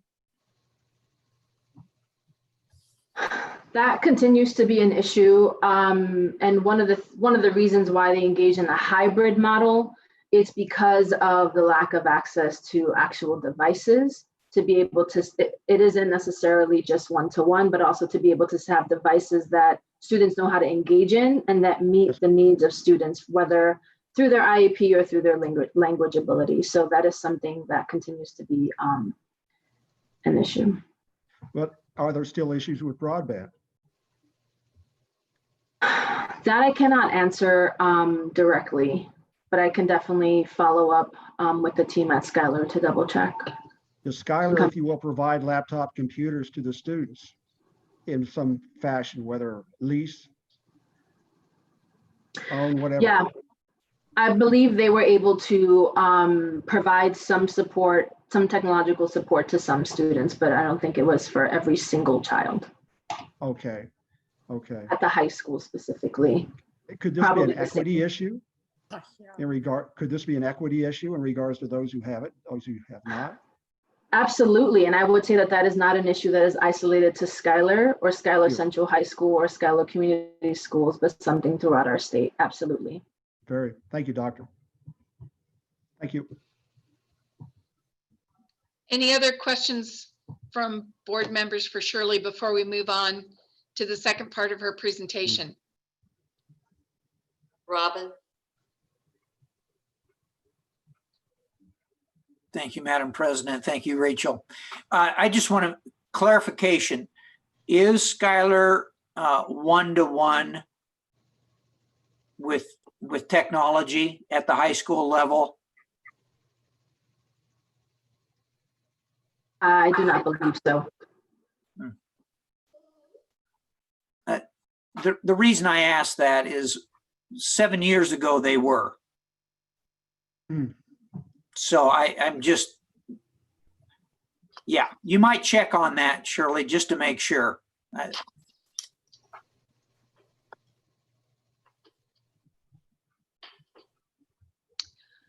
All right, if there's no other questions, then Shirley, if you want to continue on with your update on the priority schools of Santee Elementary, Middle, and High School, which, just a reminder, is technically 3 priority schools. So our 4 priority schools are Schuyler Central High School and then Santee Elementary, Middle, and High School. So Shirley, I'll turn it back over to you.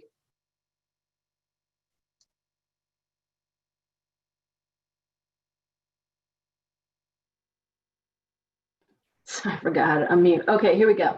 I apologize in missing a slide. I should have known this was after the previous slide, but the next steps for Schuyler, I apologize.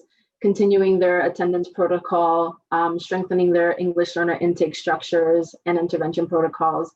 They're actually adding a 0 and a 9 period. I know some of you may or may not know about the scheduling headaches that come with that, but to ensure that they're making decisions based on student needs is very important here.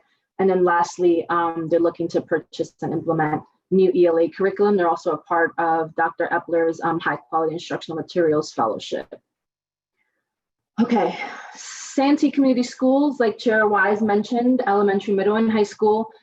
Here I have a picture of the school board along with their guidance counselor and 3 students that were identified to receive some awards from the school board. It's critical here because the approach taken at at Santee Community Schools would not just at the district and school level, but also at the local governance level. So this conversation will be slightly more nuanced. So Santee Community Schools had 3 specific major goal areas for which I'll highlight what they look like at the elementary, middle, and high school for each. We have supporting literacy across all content areas, reduction also in chronic absenteeism, and strengthening student transition. So into different grades, into different programs, into schools and beyond Santee Community Schools. Starting with supporting literacy across all content areas, what they've done here is implemented a student-centered coaching instructional protocol. So working with the instructional coaches that they have with support from the consultants, they've been looking at not just what are the teacher moves, but what are the actual outcomes that students are producing, and how are we strengthening our work based on what we're seeing students are able to do and not do. The other piece is implementing an independent reading framework and really thinking about, are we providing opportunities for students to read text on their grade level, as well as text that is important to them and meaningful to them as individuals.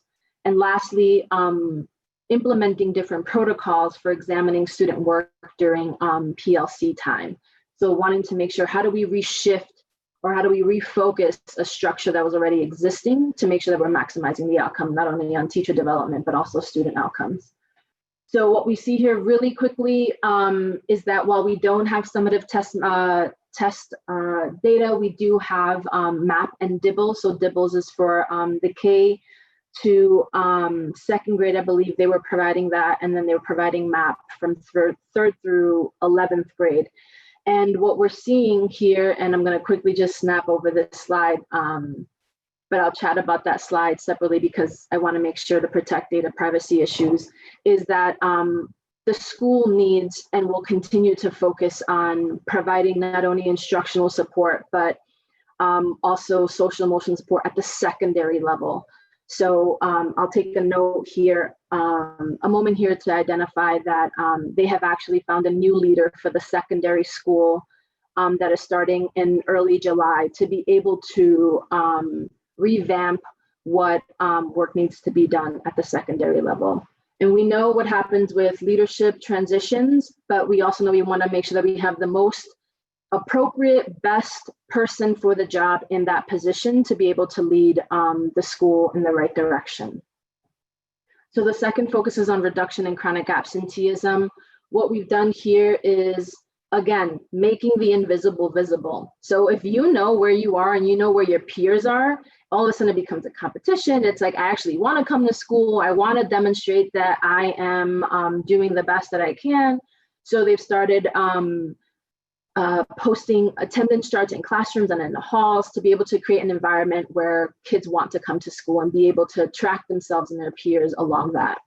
They've also created incentives such as school swag, so a t-shirt or a sweater, gift cards to the local convenience store, so like $5 to, like, you know, the store down the road to be able to buy a snack or something. And then the largest, which unfortunately didn't happen because of the pandemic, were trips. And then lastly, through the Santee Sioux tribe, they have a person who is housed in the school that is a truancy diversion officer. And this person does a lot of the outreach and communicates with families and community members to ensure that students are coming to school.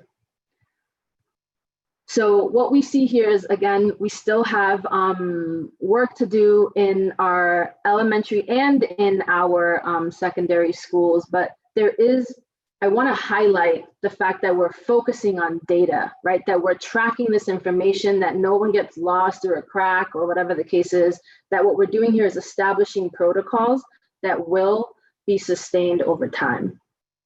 So what we're seeing here is actually somewhat of reduction, but not necessarily as much as we would like to see in our schools. And then lastly, strengthening transitions. Here is really around ensuring that we're really bridging the social emotional supports with the academics. So all of the educators are engaging in restorative practice where they're engaging in talking circles and supporting students in using I statements to be able to share their feelings and their thoughts. Since the beginning of this school year, I, along with the Office of Early Childhood, the Office of Special Education, Sixth Ben's DHHS, have really been looking at how do we strengthen their early childhood programming to make sure that not only they're following the rules and regs, that they're providing the most optimal experience in the early childhood space so that students are entering their kindergarten or wherever they should go ready. And then lastly, they're currently drafting roles and responsibilities for a graduation coach. So slightly different than an instructional coach and a school counselor. This person is really around ensuring that they're identifying different post-secondary opportunities and staying with the students during that time, right? So what we also know for students that are engaged, students that are experiencing not only like their own individual trauma and needs, but also intergenerational trauma and needs. We want to make sure that we're providing them supports throughout their entire experience when they're in the school. So this is a new job responsibility that will be coming up shortly for the school. So what we see here, they were also using their pre-K here in the elementary school as part of identifying whether or not they were supporting the transition between pre-K into kindergarten. And what we're seeing here, they are using a readiness screener. For middle school students, this was whether or not students were passing their classes. And then for high school, it was about the graduation rate specifically. So wanted to provide that here, and that their high school graduation rate is 55%. And I believe they had about 23 students total in the high school. I can double check about their graduating class. The other piece here for Santee Community Schools is the board and the superintendent goal. So for the board goal and working with the consultants here was really around ensuring and reframing what the role and responsibilities are of a local board, and really just understanding policies and procedures, ensuring that they had an updated handbook, that they had all these things in place, working really closely with NASB and doing these retreats. And one thing I will commend the board, one of the many things I'll commend the board for here is negotiating and supporting a 2-year contract for the superintendent. What we've seen at Santee for the last 5 to 7 years is a revolving door of superintendents. Leadership starts at the very top, and ensuring that the superintendent, who we see in their goal here, was to ensure the community involvement and ensuring that they're providing updates not only to the local board, but to the tribe, is very critical. So having a 2-year contract for Superintendent Hayes here is a huge win for that community. And Superintendent Hayes has been remarkable in ensuring that the tribe is kept informed of all of the plans, and they work in tandem to support the Santee community. And one of the things that superintendent does is these weekly ABC, so all board communication notes, and really just keeping them abreast of all the things that are happening, especially during this current context. So for their continuity of learning, instructional packets for the elementary school and at the secondary school, Superintendent Hayes was able to secure Chromebooks for every student. There continued to be teacher development through online, right? So through Zoom, sessions that focused on alignment between the instructional materials they were using and the student needs and assets that are present in each classroom for English and math. There was a continued partnership with the Santee Sioux tribe. Summer school will start in July, in June and July, June through July, excuse me, focusing on increasing reading abilities and math fluency. And some of the assessments that they'll continue to use, especially starting in the fall, to be able to identify needs like Schuyler Central High School and like many of the schools throughout our state, to know where students are and provide them supports and adjust instruction accordingly. They'll be using their DIBELS and MAP assessment.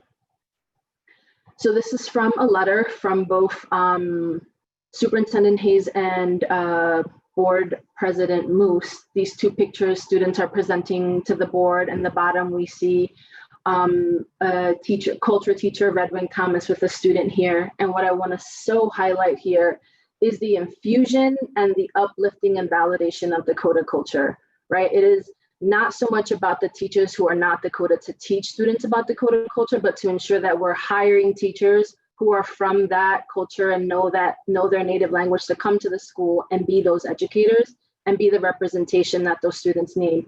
So what they've done here is they've infused Dakota culture into classes. You go throughout the building, you're seeing their language, their history, and their resistance and survival being very present at the school.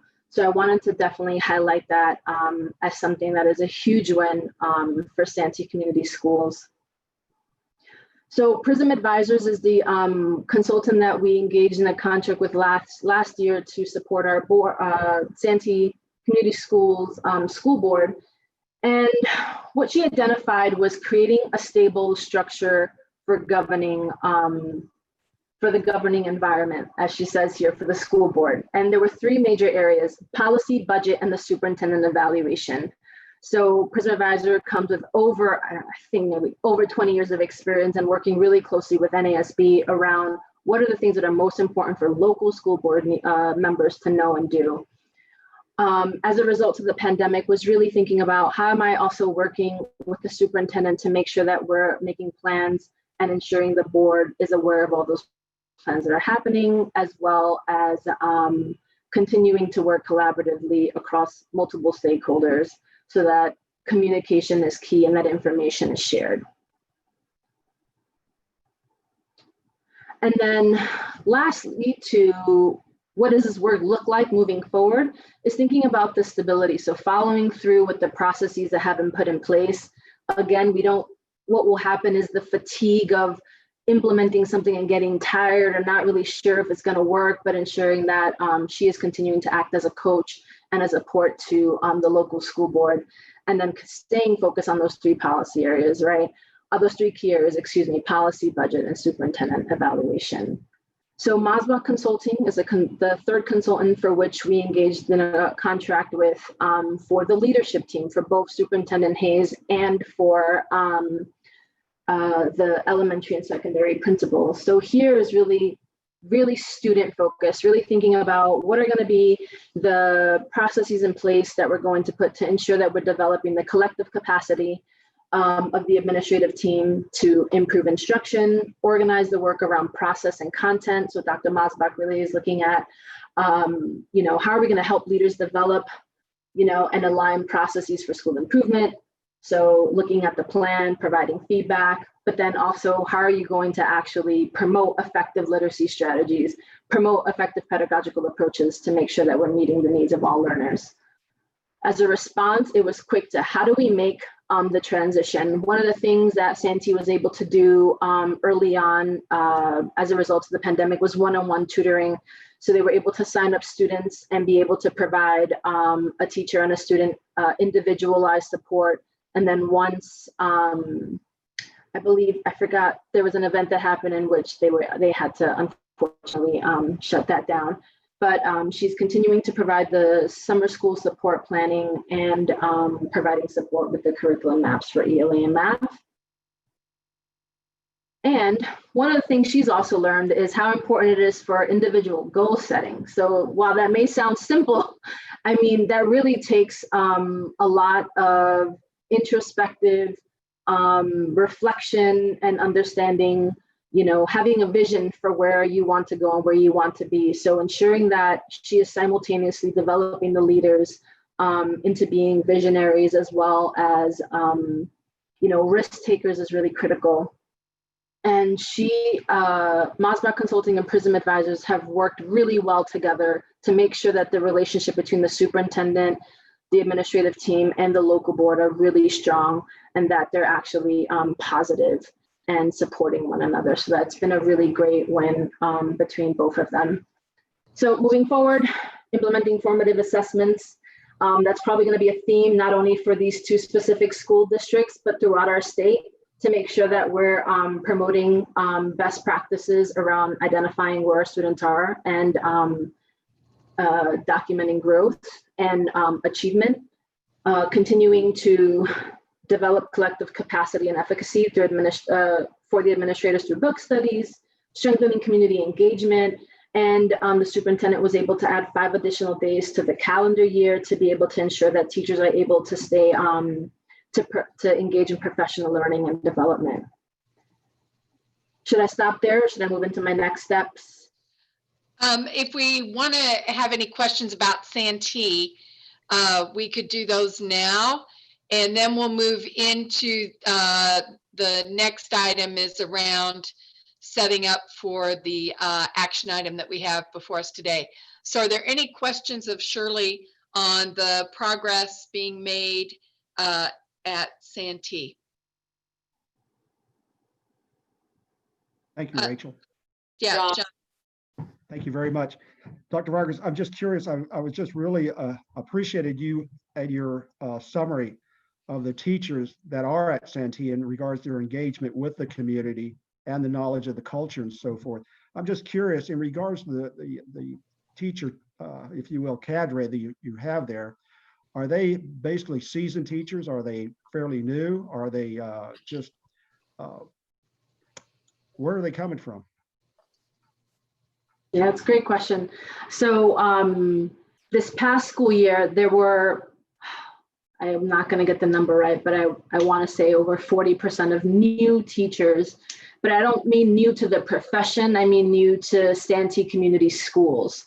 So Superintendent Hayes did a very rigorous and aggressive job in recruiting and just putting the word out there to get teachers from a variety of different content areas to and actually geographical areas to come to Santee Community Schools to work there. So, but I would say on the whole, the average tenure of a teacher ranges from 10 to 14 years.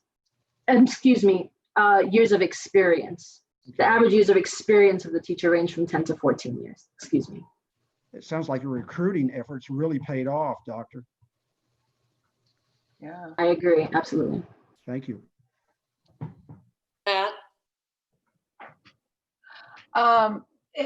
Sitting on this committee and then getting to hear this presentation the second time was very, very valuable, because the first time you go through it and, you know, we're all looking for those big numbers.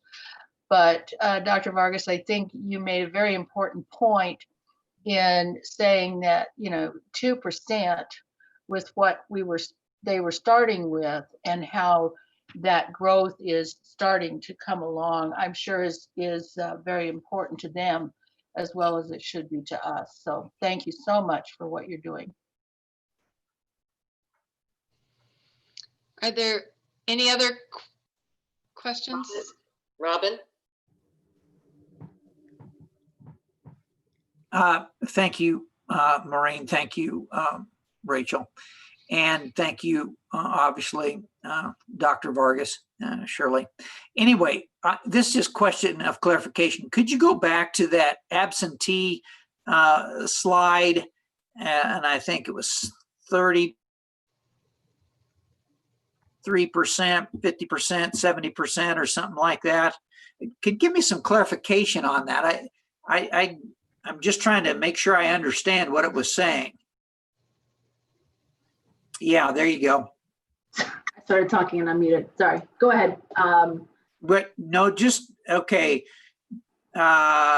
Reduce chronic absenteeism to 33%. So you're telling me right now it is above in the elementary school. It is above 33% in the pre-K 5. Yes. Okay. So. All right. I got it then. That's all I need. I just wanted to make sure I understood that. I apologize for just rushing through that slide, but yeah, No, you're reading it exactly right. Yeah, no apology necessary. I wanted to make sure I understood it. Thank you.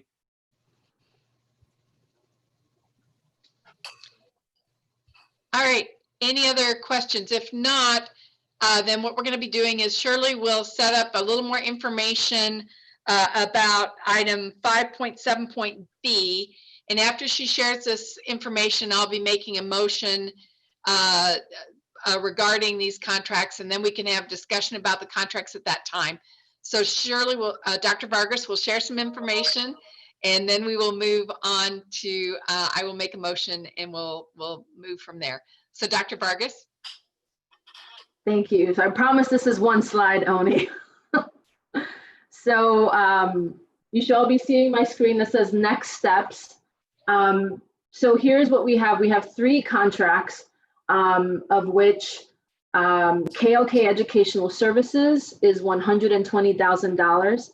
Solely working with Schuyler Central High School, we have Masbach Consulting at $87,400, working with the leadership team at Santee Community Schools for Santee Elementary, Middle, and High School. And we have Prism Advisors at $50,400, working specifically with the local school board of Santee Community Schools. So what I want to make sure I double down on here again is that while the work won't look exactly the same, literally what I mean in that it isn't that the consultants will be on site every single day, 8 hours a day. It's more about having multiple touch points over time.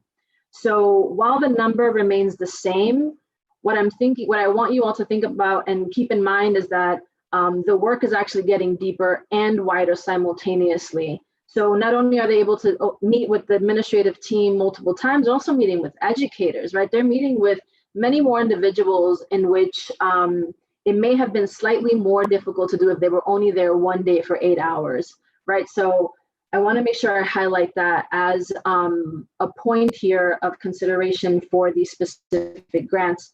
Also, these are the amounts for which they were awarded their contract during the RFP process a year ago. So it's an extension of that work and the extension of that contract for an additional year.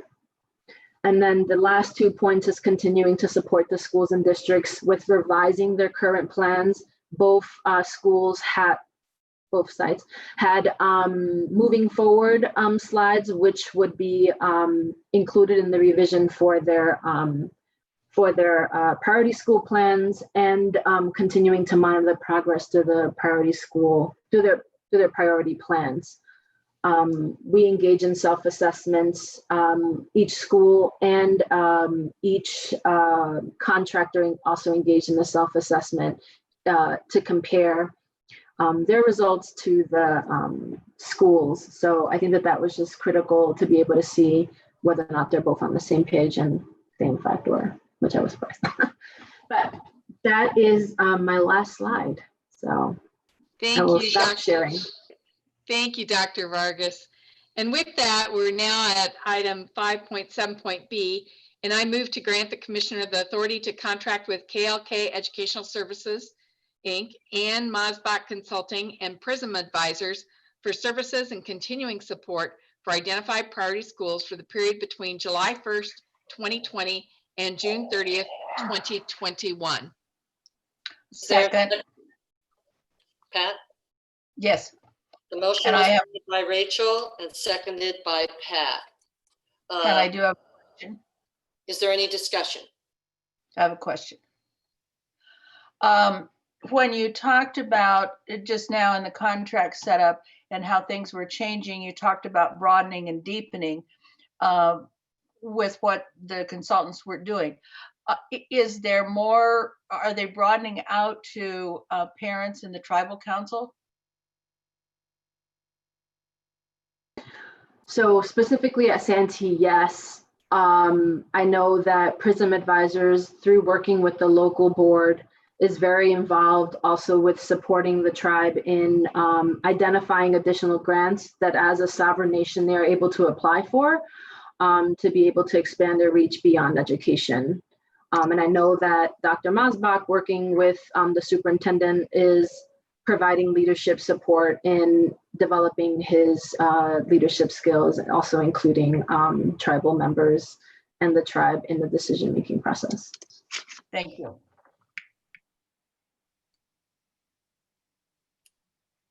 Anyone else? Deborah?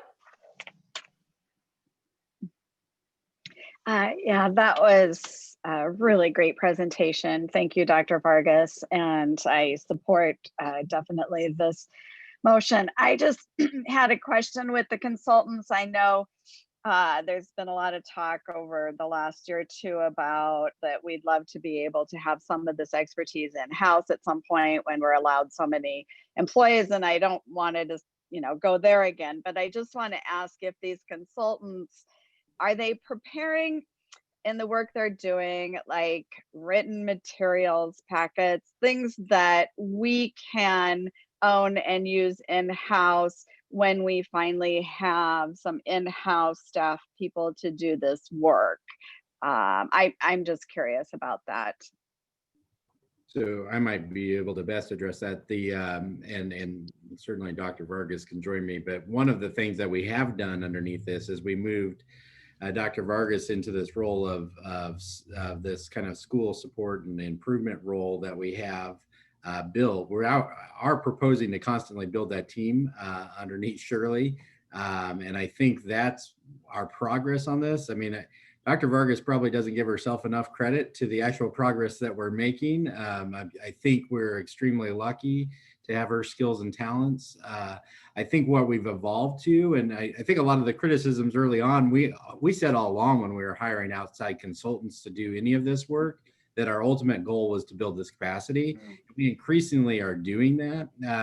And I also think that our expansion of consultants in this moment is really exemplary as well, because what it's starting to do is show a pattern of what's really going to work. I am so proud of what's taken place both in Schuyler and Santee, and not because of anything I've done, but because of our team's work. But actually, those local teams have done remarkable things. Their local boards, their administration, their staff. That's where the credit belongs, as is always the case. I think what we are building is, the strongest model in the nation for school turnaround and recovery and efforts. In Santee, I know particularly, it wasn't necessarily easy to name all three of their levels of schools priority, but I think it's made all the difference. It was the right, strong decision that I think you made as a board. I'm lose track of timing now, but a year ago, I guess. And it just feels like this is really the progress that we're seeing, the stability that's been necessary. I'm very, very proud of the Santee board president. Steve Moose has been, active. I just look at this and I think we're building that capacity, not just internal to the agency, but inside the state in a way that I think is really productive. So I really do believe we made great progress on that, and appreciate the opportunity to brag, if nothing else, brag on it. So.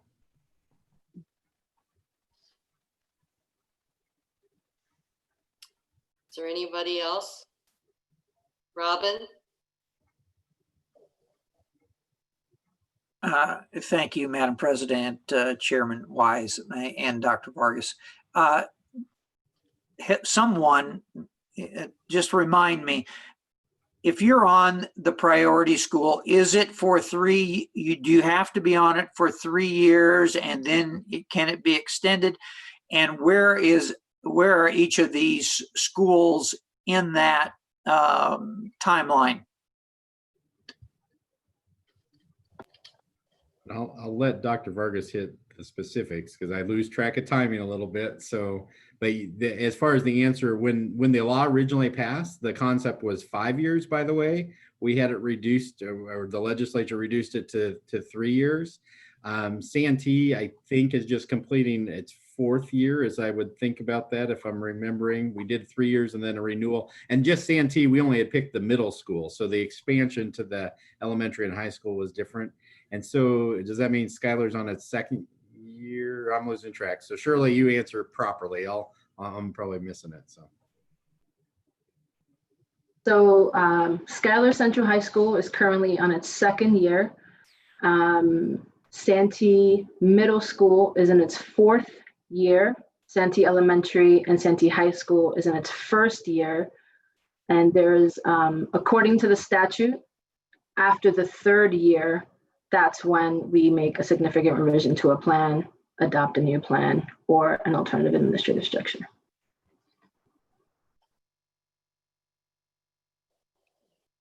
Anyone else? Okay, seeing none. The motion on the floor is to grant the commissioner the authority to contract with KLK Educational Services Incorporated and Mosbach Consulting and Prism Advisors for services and continuing support for identified priority schools for the period between July 1, 2020 and June 30th, 2021. Andrea, please call the roll. Stevens, Yes. Tim, Yes. Kojons, Yes. Neri, Yes. Wise, Yes. Nichols, Yes. Witzel, Yes. Fricky. Yes. 8 yes. Motion passes. Thank you, Andrea. Moving on, agenda item 6, additional business. Item 6.1, is there a motion on item 6.1?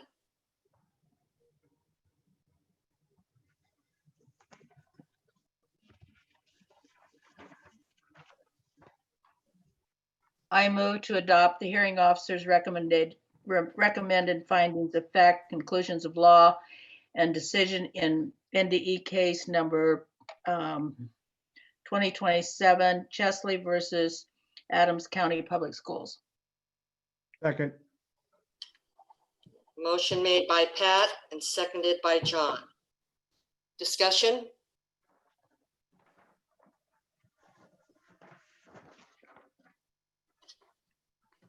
Seeing none. The motion on the floor is to adopt the hearing officer's recommended findings of fact, conclusions of law, and decision in NDE case number 20-07, Chesley versus Adams County Public Schools. Andrea, please call the roll. Nichols, Yes. Kojons, Yes. Witzel, Yes. Fricky, Yes. Tim, Yes. Stevens, Yes. Neary, Yes. Wise. Yes. 8 yes. Motion passes. Thank you, Andrea. Moving to 6.2. Commissioner, is there discussion on item 6.2? Yeah, thanks. So item 6.2 is we put in front of you a draft declaratory order. I want to give a little bit of background just for the purpose of going into the discussion. Number one, obviously, Rule 62 is a fairly unfamiliar thing to us historically, but we're getting a lot more familiar in the work. We were asked, and again, as we review back on in May, the order or the petition that was put in front of us was to ask a lot of details around the, how we were going to handle this moment in the pandemic on a lot of different rules, on a lot of different functions of what was happening in schools. I think schools, especially as we were ending the school year, were very worried about what it would mean on their accreditation and what kind of adverse actions the board might take as it related, especially I think to accreditation program approval and those types of things. And so one of the things I just want to highlight when you pursued and advanced your consent agenda items that included the accreditation of all schools. And so largely our Rule 62 petition, in fact, the rule itself states that it actually can't be reflective on things that happened in the past, but really projecting to the future. And one of the things that makes this a challenging moment in time, many of the statutes a few of the statutes anyway, that we've relied on even in this pandemic moment in time were created after the 1918-19 global pandemic at that time. And so obviously it's not, we've dusted some things off to understand better how to manage in this moment. One of the key parts of the declaratory order is, first of all, our staff have done remarkable work. They put a ton of effort into providing guidance, but also addressing the specific elements of the requests that were within the order. I decided, and I think my best recommendation to you is that we do not, in fact, we took it off the agenda for action today, in part because I wanted to be able to put the draft order in front of you be able to reflect on it in this setting. I suspect we'll hear a little bit more from the field, and our staff would like to be responsive to the things that might surface as this is a first opportunity for people to view this part of the order. I know also that if given the or if we have the need, that Scott Summers could brief the board on the very details of this at a later moment in time, kind of the legal issues, and that we would have that ability to do that.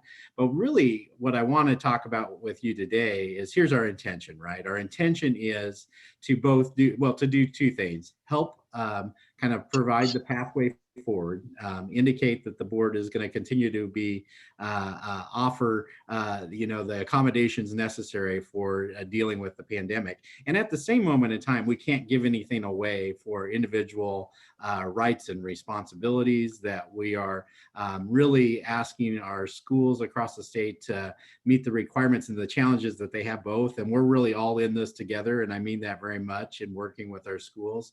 I reflected a bit on some of the writing that I had done, throughout this pandemic, going clear back to March 3rd, I think was my first note to school folks saying this is going to be quite a challenge. Here's what we're going to do. And we've really stuck to that. We've asked schools to put continuity of learning plans together. We've continued to evolve and address that. And I'm very impressed with what our team has done around Launch Nebraska to kind of prepare for both the kind of the details of the health needs and the guidance that we continue to put together.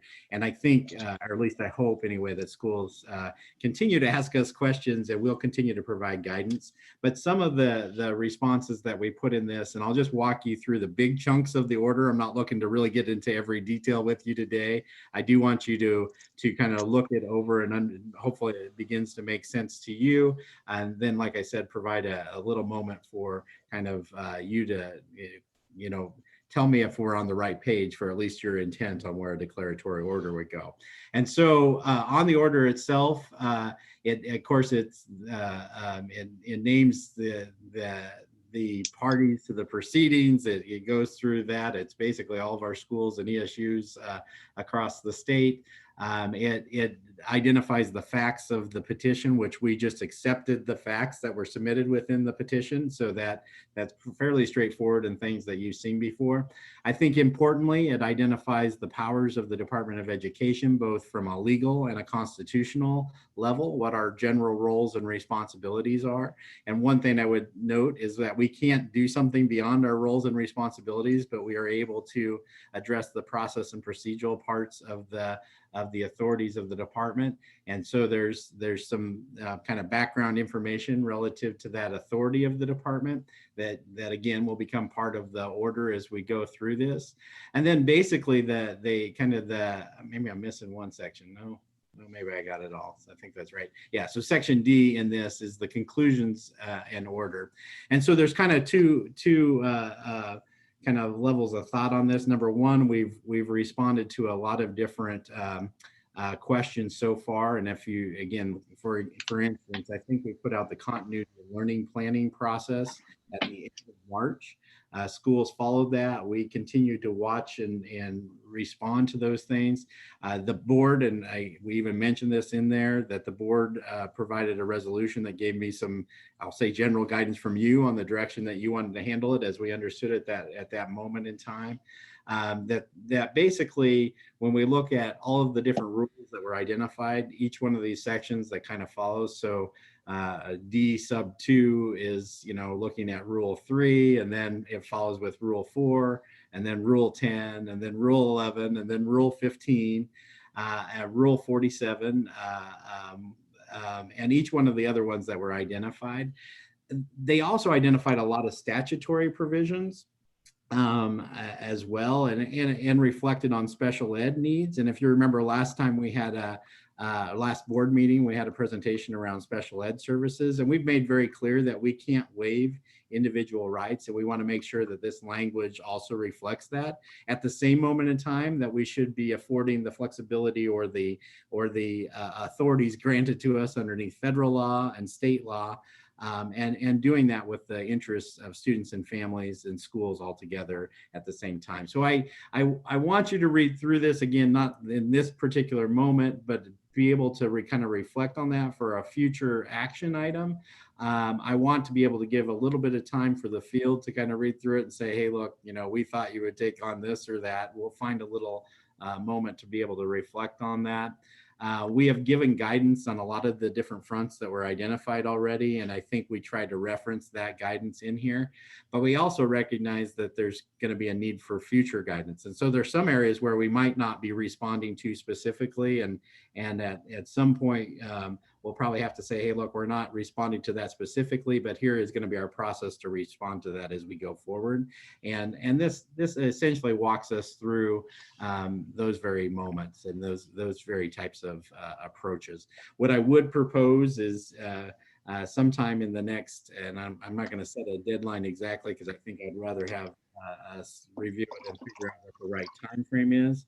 But I think at least sometime in June, just we could actually come together and go ahead and adopt the final order. Part of what schools are looking for, they're making their plans. We're providing guidance for what the school year is going to look for outside of the Rule 62 side. And what I think this does is say the board wants to provide the necessary room for schools to address the challenges that they may face, with at the same point in time not undermining the expectations of educational opportunity for their students in their settings, right? So it's a balancing act that we know we're going to have to continue to monitor.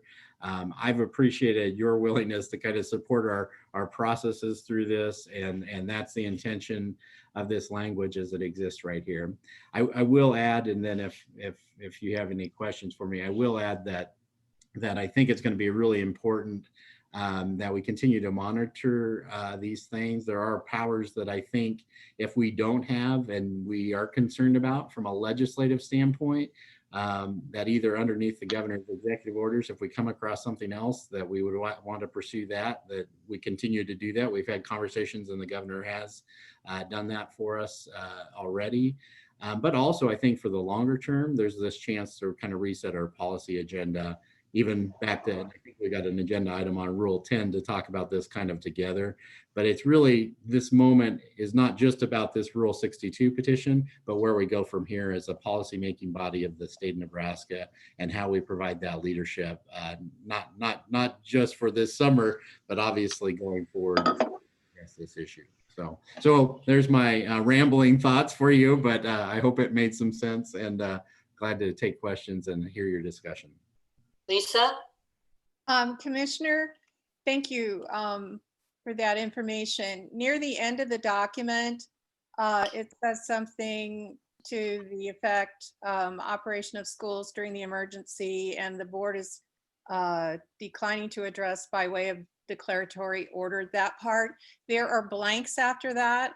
I know you probably don't know the specifics of what might go in those blanks, but what is the idea that may go in those blanks when you fill that in? What's going to go in there? Yeah, so actually within Rule 62, it gives us certain reasons that we don't have to respond. And one of the reasons is if it's a statutory provision that we can't respond to, right, that we don't have the authority to do, that would be one reason. Another provision would be, and I'll talk about the things relative to accreditation from the past. If it's already essentially moot, that would be another reason that we wouldn't necessarily have to address a question. But our real intention is to address all those questions, but really talk about the future of how we will manage it. And at least that's my real intention on what we want to be able to signal with that. I think, and I don't know if Scott, if you want to talk generally about that need. Our understanding of the rule is if we aren't going to specifically address something, we might want to legally say we aren't addressing it, but here's how we would handle similar situations going forward. So that's correct. I don't have a whole lot to add to what the commissioner has said. Both the law and the regulations provide that you have 60 days to tackle this petition, which was filed on May 4th. And I think y'all understand, because we've communicated that since this is a quasi-judicial function, it can be done outside of an open meeting and be a procedure unto itself. And under the rule, if you don't address something, and there were a lot of things to address in the petition, you just have to, not just, but you need to state a reason and a non-exhaustive list of reasons provided in Rule 62. This version hasn't set all those out yet. In the famous words of a commercial, we're working on it. But that's pretty much what the commissioner said, and I concur in that regard. Okay, thank you.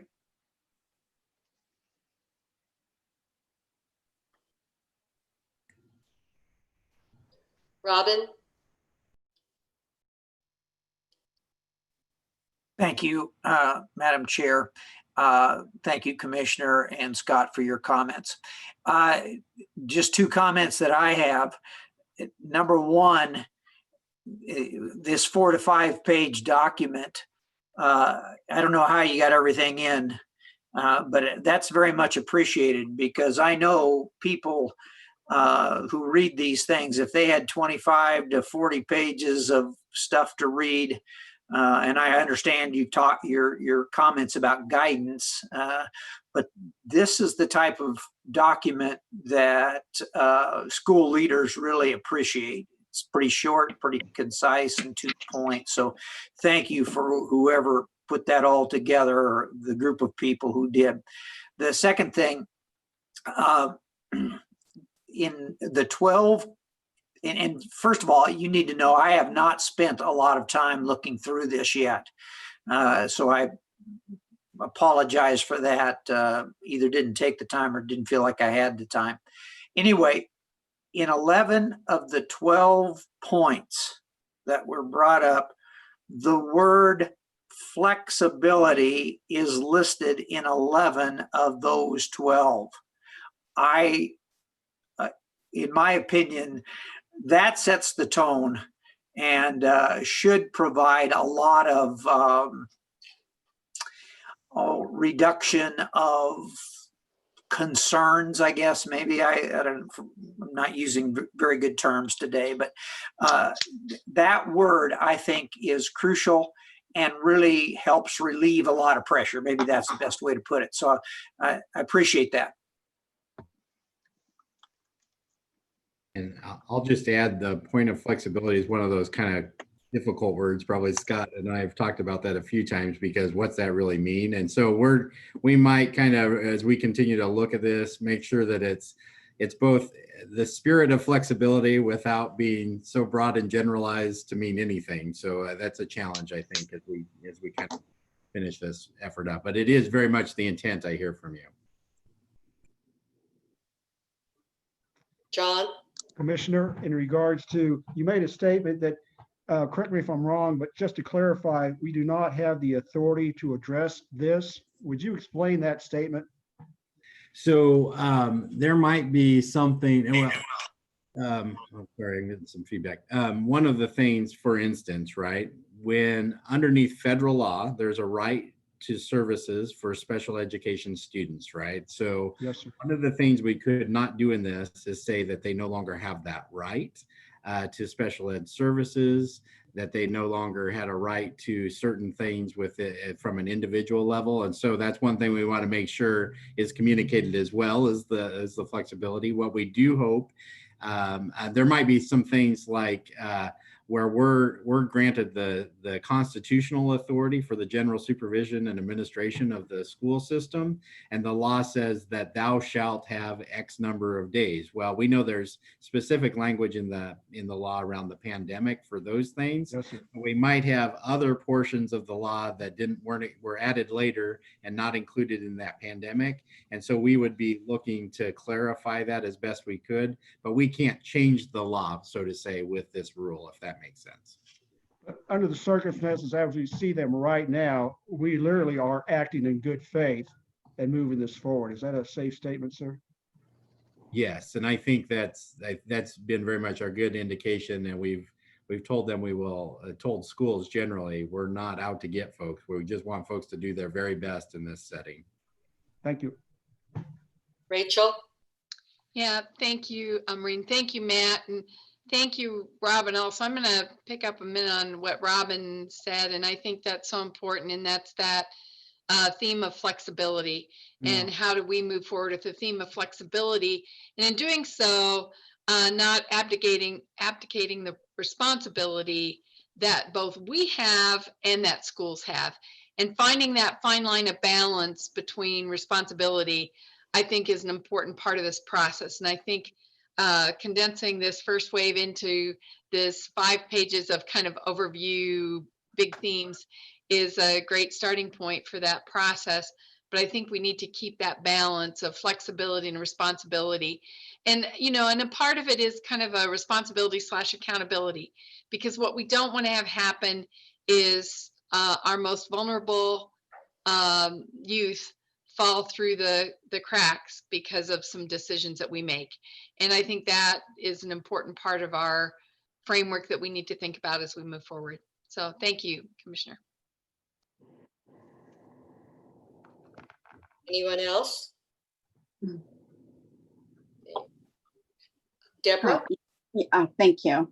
And I ditto everything I just heard. And I think that flexibility is extremely important.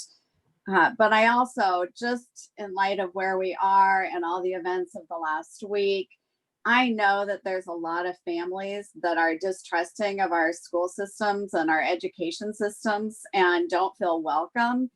And so I also, even though I have complete trust in our commissioner and his team to always be doing the right things, there's no doubt in my mind, I just think there still has to be a lot of transparency and including people in this process as we go along, and thinking about our families who are distrustful of all systems out there, not just police departments, but haven't felt invited to the table. And so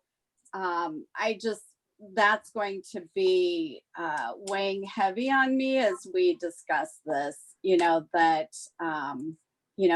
that we need to be completely transparent, and those optics are important to me. Thank you. Anyone else? Okay, thank you, Commissioner. Moving on to 6.3, discussion on how the issuance of a declaratory order can inform revisions to Rule 10. Commissioner, is there any discussion on 6.3?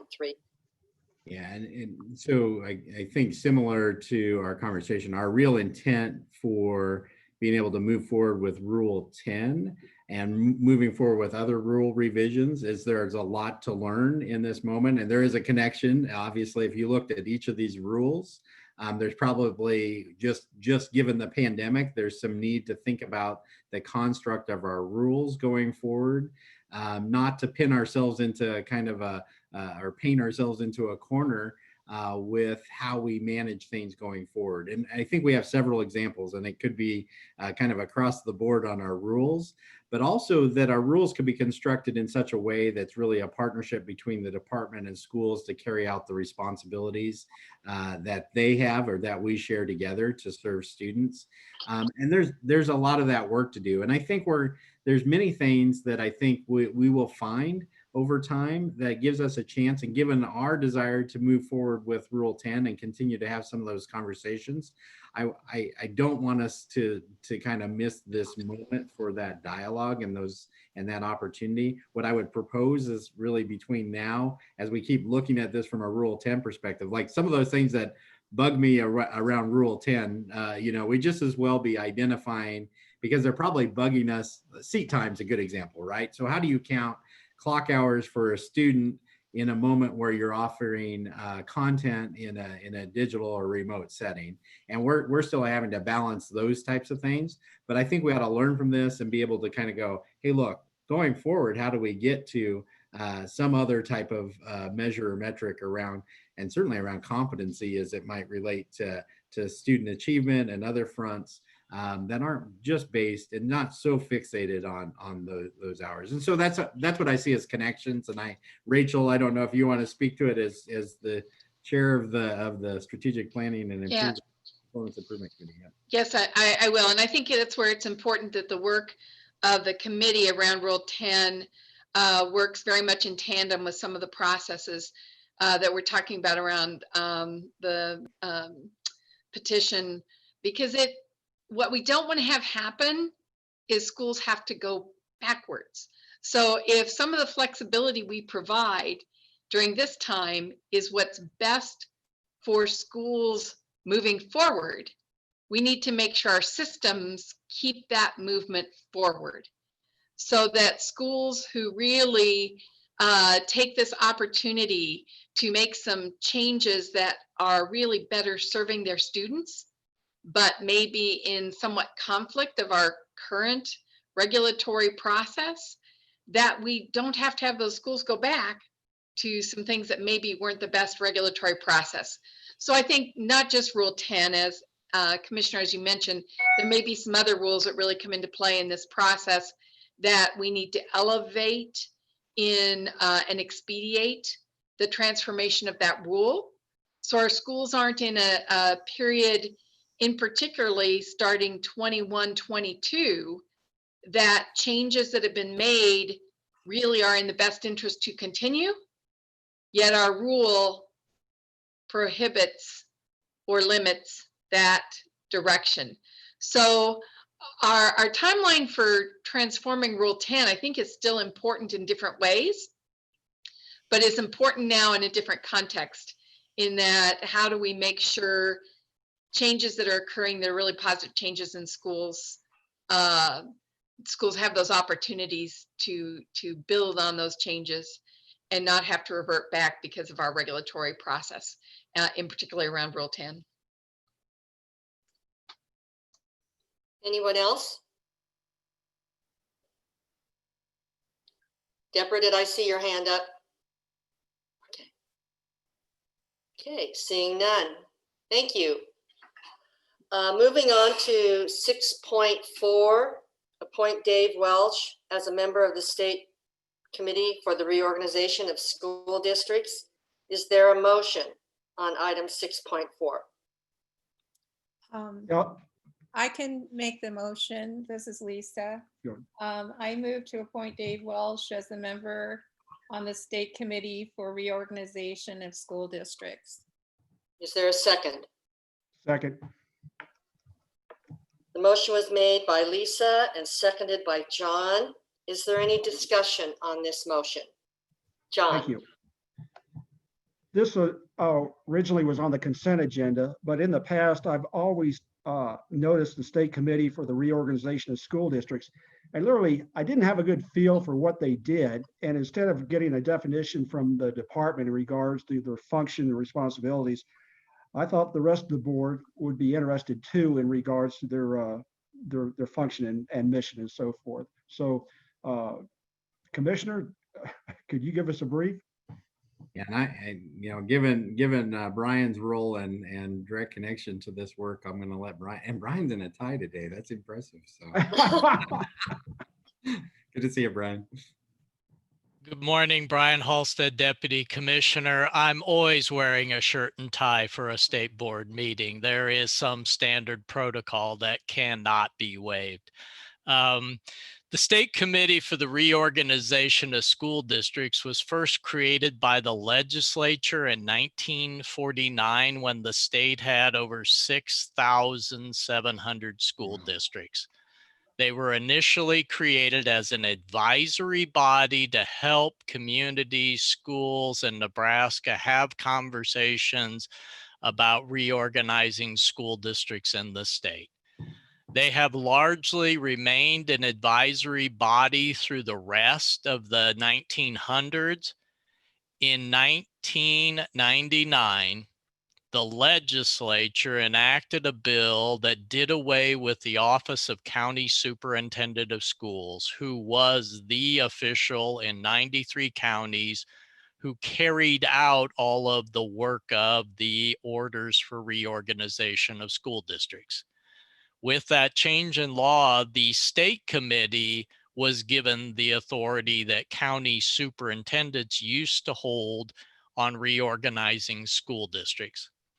The role of the committee this century is still largely advisory.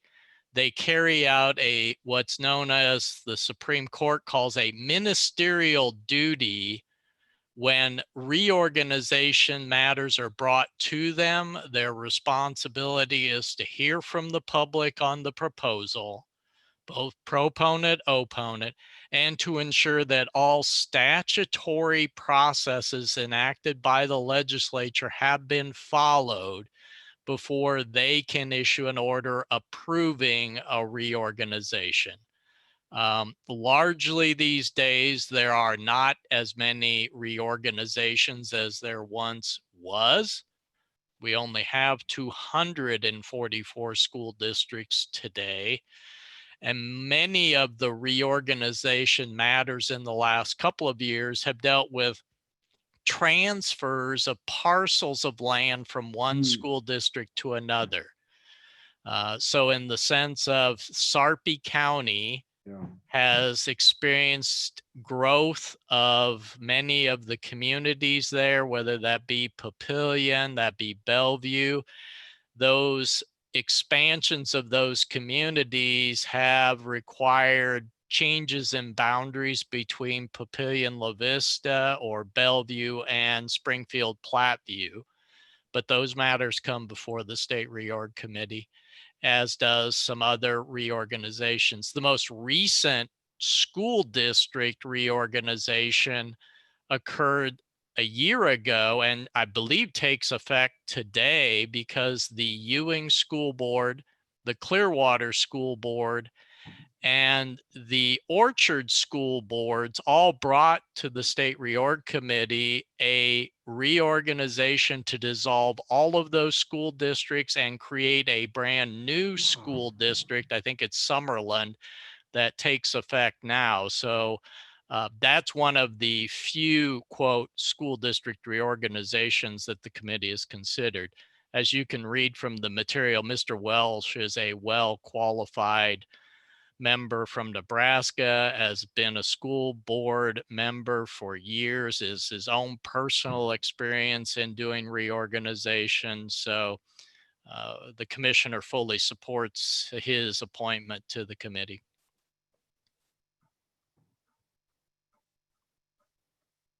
Any discussion from anyone? Brian, I have one piece of clarification. So we currently have, well, as of yesterday, 244 school districts. If we now are we now at 242 with the dissolving of those three into one? No. Okay. The reason why that didn't occur is because Ewing was its own school district. Clearwater and Orchard were part of the first unification in Nebraska, along with the verdigris school districts, to create a unification. That unification expired, the reorganization took place.